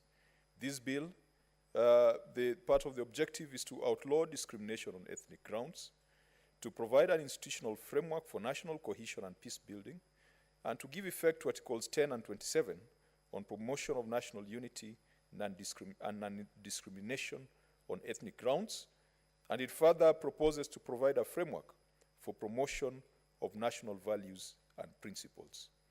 And of course, these are very, very noble. These are very, very important issues, which we dealt with during the Building Bridges initiative, which we dealt with when we were making certain proposals to amend the Constitution, because we realized that the greatest threat to the prosperity of Kenya as a nation were issues of division that were introduced as a result of competition for resources. I want to compare those objectives with the job description of the president that is in the Constitution. Mr. Speaker, Article 131 of the Constitution lays out what the president is obliged to do. And remember, these are functions that cannot be changed by Parliament. It is only Kenyans through a referendum that can change them. The president is a symbol of national unity. The duty of the president is to promote and enhance national unity. The president shall promote respect for diversity, and that is diversity on ethnic, on racial grounds. Those 3 points stick out in the job description of the president. In fact, we are moving away from a president whose job is to ensure that the budgets are implemented, a president whose job is to ensure that roads are built. The job description of the president in our current constitution is heavy on national unity. And then Article 132 goes further and mandates the president to report to Parliament annually on the measures taken on realization of national values and principles. And I want to thank President Uhuru because he has done it faithfully. Every year he has come to Parliament and he has made the address. And despite sometimes he comes and we harass him, it does not stop him from delivering his address and coming back the next day. My question is, with such a clear job description for the president as a symbol of national unity and as a promoter of national unity, do we need the National Cohesion and Peace Building Commission? And Mr. Speaker, if I was the president, I would make sure that the duty of national unity, uniting Kenyans, promoting that sense of nationhood, promoting that sense of Kenyanness, is a function that resides in the office of the president, not in another commission. Because the NCIC does not come back to report to Parliament. It is a president that is obliged to come back to Parliament and report on realization of national values and principles. We must reflect on the circumstances that led to the establishment of the NCIC. NCIC was a result of a negotiated consensus when Kenyans were killing each other. Now, the issues that NCIC were dealing with then, are they issues that we should still segregate and leave as a commission to deal with, or they are issues that should be enmeshed in the DNA of every state officer? And Mr. Speaker, I believe that time has come for us to have a candid conversation and ask ourselves whether this should be a standalone responsibility or this should be the responsibility of everyone who's holding a state, public, or private office in this republic. What are the causes of strife? And I do recall when former Speaker Ole Kaparo was chairing NCIC, we realized that these things we talk about, hate speech, and what goes on in social media is nothing compared to the shedding of blood in places like northern Kenya, where the triggers of conflict is competition for resources, resources such as water, that we take for granted, Mr. Speaker. You have water on this table, no one is taking it. But in northern Kenya, people are killing each other because of access to water. People are killing each other because of access to pasture. People are killing each other because of access to land. Laikipia is a ticking time bomb. You've got people who are sitting on conservancies, thousands of acres of land, and you've got the indigenous population that whose cattle is dying under their watch. And then in this law, we are writing that it will be criminal to talk about these matters in that way. Mr. Speaker, who owns the conservancies? Are they Kenyans? Are they politicians? Most of them are colonial relics. And if we describe them as such, this law will make it criminal for us to stand up and fight for our rights as indigenous Kenyans. Mr. Speaker, this law defines discrimination in various ways. One, on ethnic grounds, and it makes it criminal for any public entity to have more than 1/3 of an ethnic community in public offices. Now, so it means that all the 47 counties are criminals who should be charged. But the offense under the Act, unless Senator, my good Senator corrects me, the offense under the Act is a fine of 200,000 or imprisonment for 1 year or both. So the governors will be more than happy to pay that. I don't know whether there's a specific fine that applies to an offense under that Act. Now, even if you say 1/3,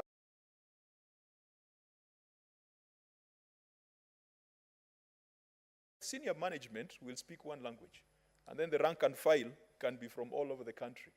The rank and file can be contract, can be junior level employees, can be drivers and messengers, while the managers and those who make executive decisions would come from one area.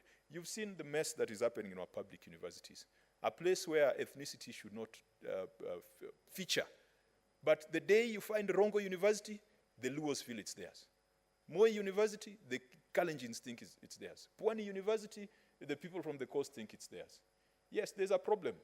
I don't know whether we'll cure it using the law or we'll cure it by ensuring that there is proper and equitable distribution of resources across the country. Another ground for discrimination is this bill says, and I must agree with Senator Pareno that this is not new. This is even in the act that she's proposing to replace. But I think this deserves some attention. Clause 38(1) says, public resources shall, as far as is practicable, be distributed equitably geographically, taking into account Kenya's diversity, population, and poverty index. Senator Pareno has just given us the basis for revenue allocation. So next time we'll not have to fight, because taking into account Kenya's diversity, population, and poverty index, the speaker who seconded had a problem making population a critical factor in allocation of resources. 38(2) says, it shall be unlawful for any state or public officer, while in charge of public resources, to distribute resources in an ethnically inequitable manner. And yet today, all the campaigns are about our man who's bringing resources back home. Everyone wants a president who will bring resources back home. Someone has defected from one coalition to the other, saying that it is the other coalition that will bring things back home to their people. Our politics is messed up. If we don't fix it, this law is not going to fix it. Public resources, and then it goes ahead to define circumstances under which public resources will be deemed to have been applied in a manner that is inconsistent with the bill. Mr. Speaker, look at infrastructure, school infrastructure funds. This House has previously, and I think I've brought a statement to this House, must have been in the last Senate. How has the Ministry of Education allocated school infrastructure funds across the country? Mr. Speaker, when Dr. Belio Kipsang was the permanent secretary in charge of that fund, you could clearly see a pattern of allocation of those funds. Every time you've got a PS in the Ministry of Education in charge of infrastructure funds, right now, the PS is a gentleman from my county. Do you know what my people are telling me? Senator, go and talk to the PS. He comes from your county. Let him divert funds to Homa Bay County. they don't know that that is criminal as it is. And I mean, the whole idea, the whole notion of taking advantage of a tribesman to bring development to your region is itself impunity. If the application of school infrastructure funds, and last week I was with a group of teachers reflecting on the changing face of academic results in the country. Mr. Speaker, we never used to hear of St. Patrick's Iten. When I was in high school, Kapsabet boys, we never met them in anything because I was in a national school. We never met them. We thought that they were probably in the volleyball league. We were in the rugby league. Today, Kapsabet is a school that every parent wants to take their children to. If you look at the critical success factors, it is because these schools have benefited, I don't want to say unduly, but they've benefited from proper infrastructure funding, such that the more children they take, the more they're able to absorb. Whereas in other parts of the country, the old schools like Maseno, the old schools like Shimolatewa, like St. Mary's Yala, they have remained in a static position. Water projects across this country, are they being applied properly or with an ethnic bias? The people of Central Region are castigating their president for not doing enough to develop the region. And Mr. Speaker, the president in his defense has said he has invested billions of shillings in doing the Mau Mau roads. Mau Mau roads. Now, around my county, last week I was in Suba South constituency in a very prosperous, bustling fishing village called Nyandiwa. And Mr. Speaker, there's no road that links from Bita all the way to Sori. A vast area, very, very important economically for fishing and for tourism, has been left without a road since independence. And when I hear politicians from a certain region castigating the president and saying Mau Mau roads are not enough, how I wish you would bring some of those roads to places where they would be appreciated. And yet, the driving motivation for some of these politicians is that the president, coming from a certain community, should have done more for that community. Mr. Speaker, that should be criminalized. In fact, to that extent, I agree with Senator Pareno. The only problem is how do you effect it? Because when your people elect you, they expect that you'll bring things back home. The dams, Aror, Kimwarer, the billions that were set aside. And Mr. Speaker, Magwagwa Dam, that was supposed to unlock the potential, agriculture potential of the Western Kenya region. It was to affect Nandi, it was to affect Luo Nyanza, it was to affect Gusiland, was sacrificed, and money was taken to Aurora and Kimwarer. And many think it was because of ethnic and political reasons. Why are we bailing out coffee farmers and not cotton farmers? Is it ethnic or it is because of commerce?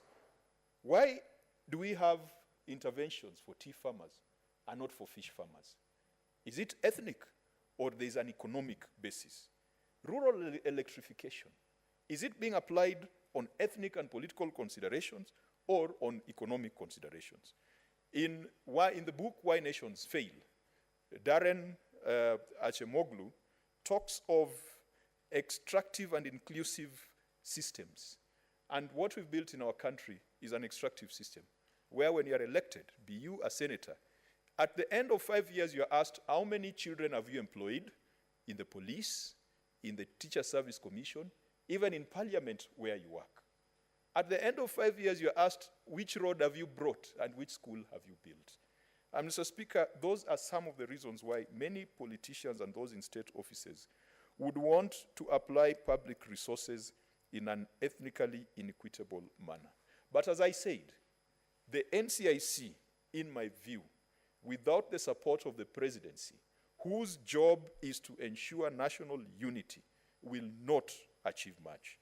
As I conclude, Mr. Speaker, the bill also criminalizes discrimination in property ownership, management, and disposal. I was told of a story that in certain towns in this country, if you've got a building or a mall that is owned by a member of a particular community, tenants from that community are given huge discounts and they are not required to pay goodwill, whereas tenants from other communities are expected to pay the full amount. Mr. Speaker, it's difficult sometimes to come up with laws to deal with willing seller, willing buyer relationships. It would be very, very difficult to catch someone in that situation.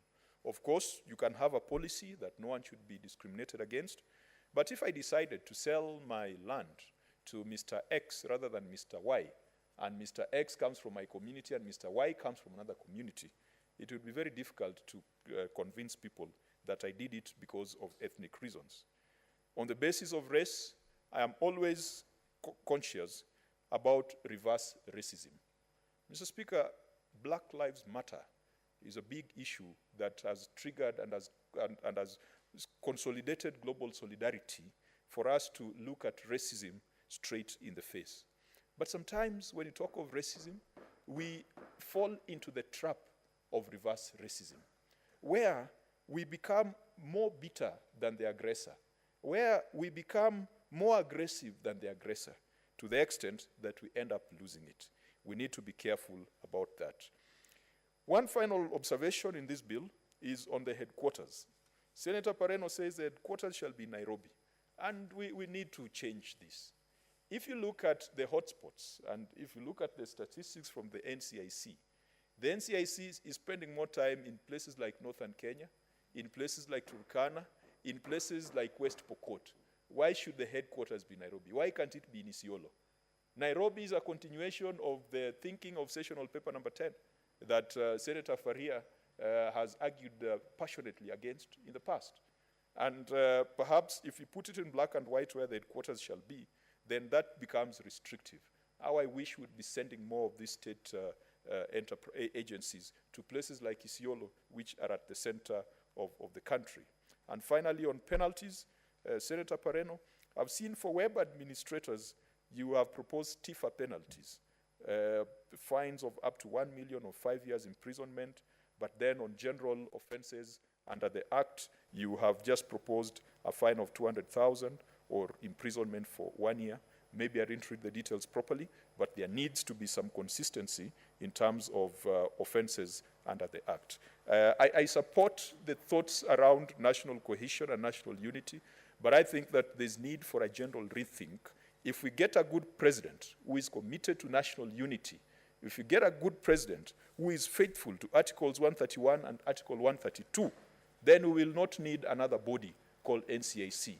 Indeed, we will not need another initiative called Building Bridges Initiative, because the president shall know that it is part of his job description to unite the country and to leave behind a united and prosperous country.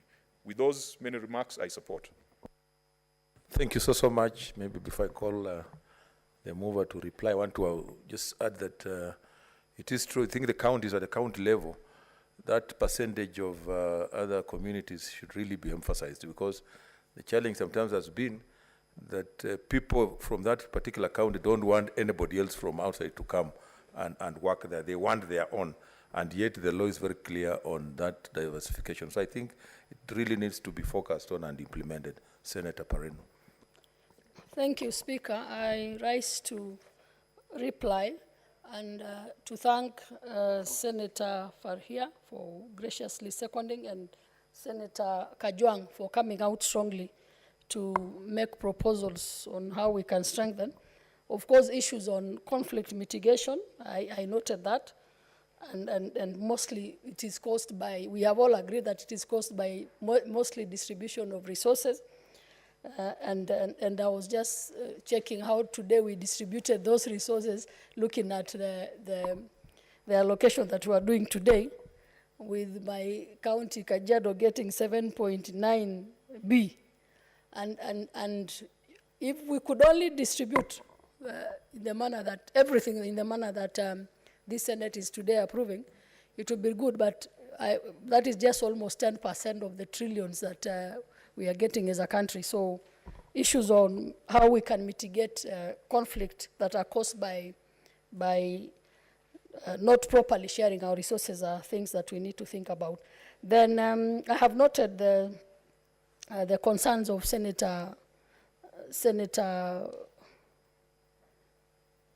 the concerns that have been raised by our senator, that there is issues on description the duties of the president. And I am trying, in this bill, we are trying to run away from the president as an individual. Because the way Senator Kajwang has proposed, if, in fact, Senator Kajwang, you said, if we have a good president, suppose we don't have one. Suppose we don't have a good president. Let us not put these powers in an individual. Let us put it in institutions. And that is why we are proposing that the NCIC, being a creation of the Constitution, should be respected and should be strengthened so that we put it in an institution rather than in an individual. Because should we not have one, what happens? Then we'll be in trouble again as a country. So I have noted that, and of course, those are your submissions. Then the issue of a third of balancing the ethnic, our diversity, appreciating our diversity in each of our counties. Each of the counties are saying, this is our county, we want to employ everybody. Then what happens to those that are non-ethnic in that particular county? That is why we have strictly been able to even put in our constitution that we should be able to embrace our diversity, our values, our principles as a nation, so that we don't have to chase away, because it would mean then you would chase away those that are not of that ethnic in that particular county. So I appreciate plus the concerns and the comments by the Speaker that let us look at that provision and really effect it. Mr. Speaker, we as a National Cohesion Committee, we've been calling in the relevant government officers to explain to us how this is happening in county by county and how they are complying. So when you name and shame them, as is proposed, then they will know that this is serious business. We should have even more stiffer penalties when people do not comply in each of these of our counties for purposes of diversity. So this again is an issue that we should actually make it more criminal than we have done, for us to be able to have that ethnic balance in our counties. Then I have noted the issues of fines and the consistency. We'll look into that. The issues of the headquarters in Nairobi, it didn't sound bad, only that we also noted that in this bill we have proposed that we devolve to branches in the county. So maybe we can give it and open it up for the commission to see whether they can relocate it to any part of this country. But at the moment in this bill, we have provided that we devolve by having branches in the counties and the headquarters in Nairobi. So I appreciate that support for this bill. And Mr. Speaker, now that we might not be able to proceed to the next level to process this bill, I therefore ask that you defer the putting of the question to a later date. First one to Standing Order 61-3. Okay, I think that is in order. It is granted. Next order.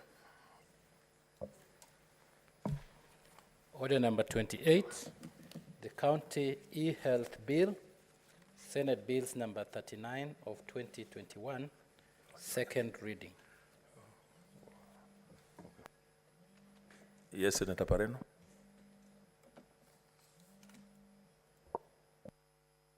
Mr. Speaker, I thank you for, again, allowing me to move this bill.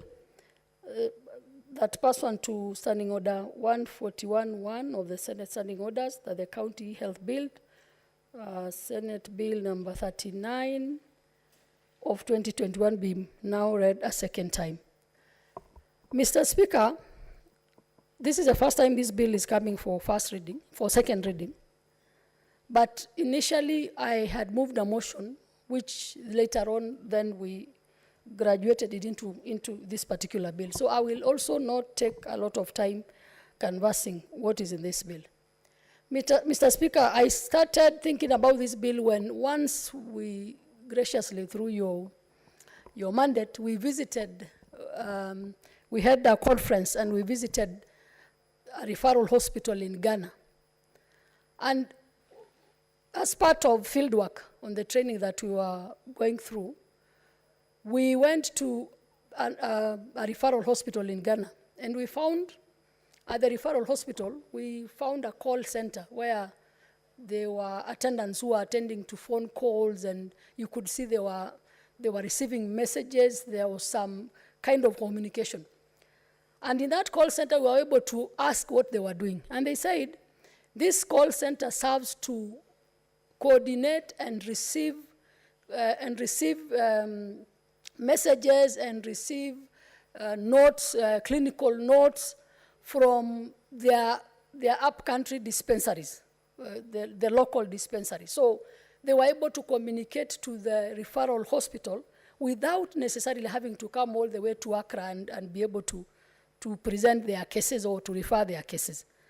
And then, again, looking at that, I looked at the experience that we have in Rwanda.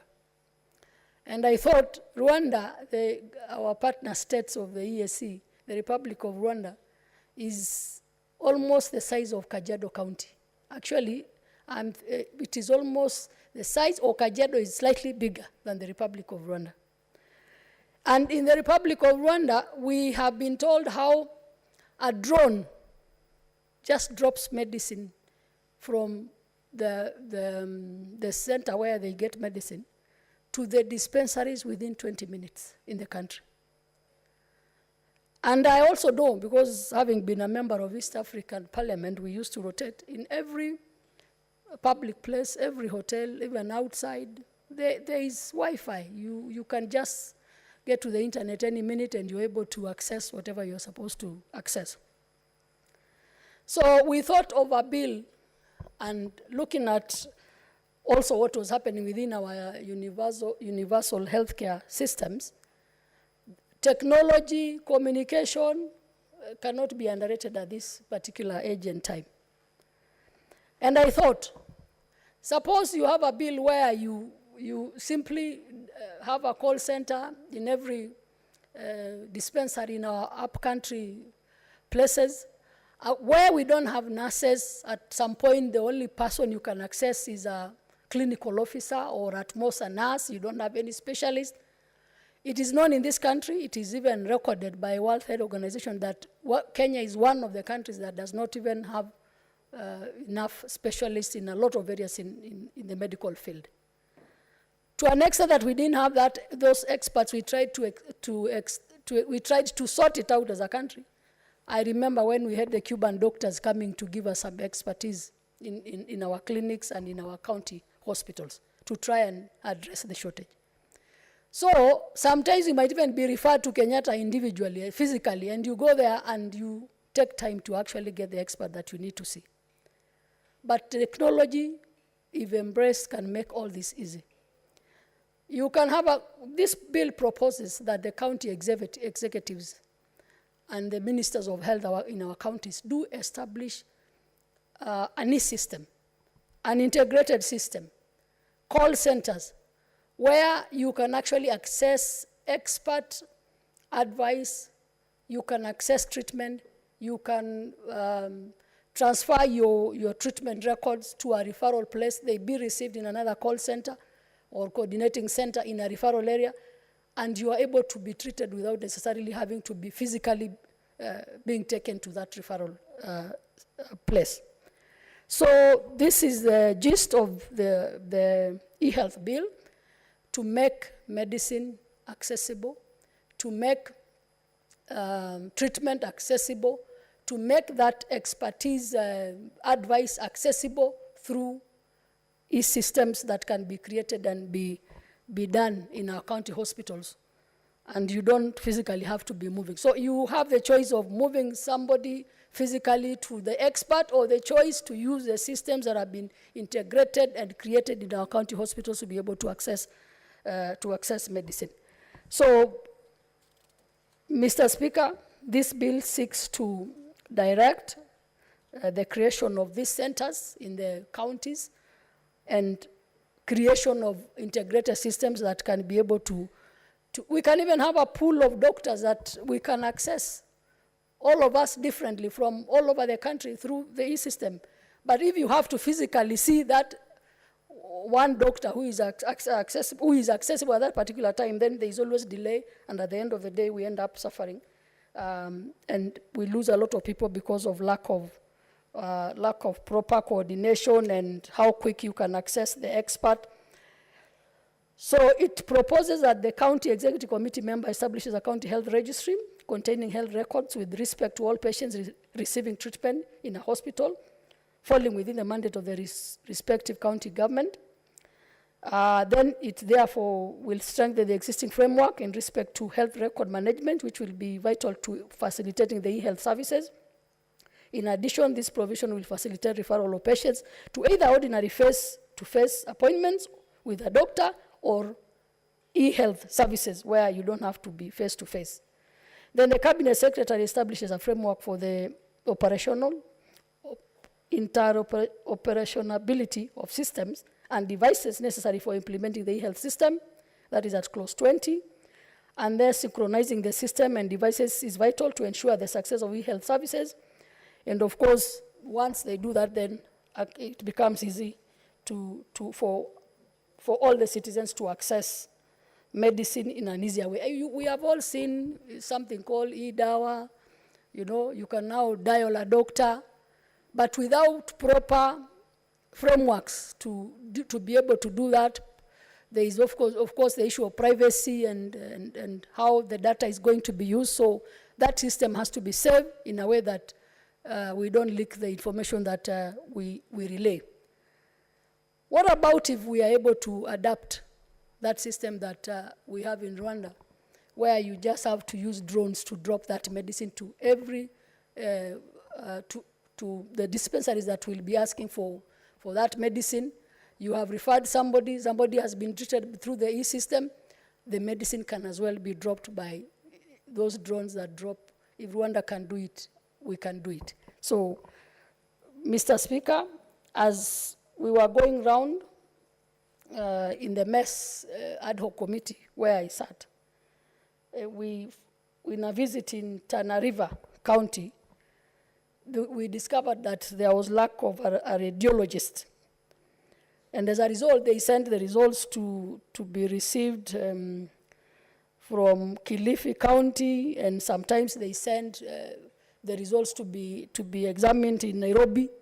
All this will be a thing of the past, because once you have a radiologist, if there is no radiologist, then there is a radiologist that you can refer to through the e-system, and you'll be able to get advice, and you have to be treated immediately. Instead of having to refer all that to Nairobi, waiting for Nairobi to tell you, and then you're able to treat somebody. So, Mr. Speaker, this is the gist of this bill. It is one bill that I'm very excited about, because if it can happen in Ghana, it can also happen in Kenya, and it will make medicine accessible, it will make treatment accessible, it will save the lives of our people, it will even help us roll out the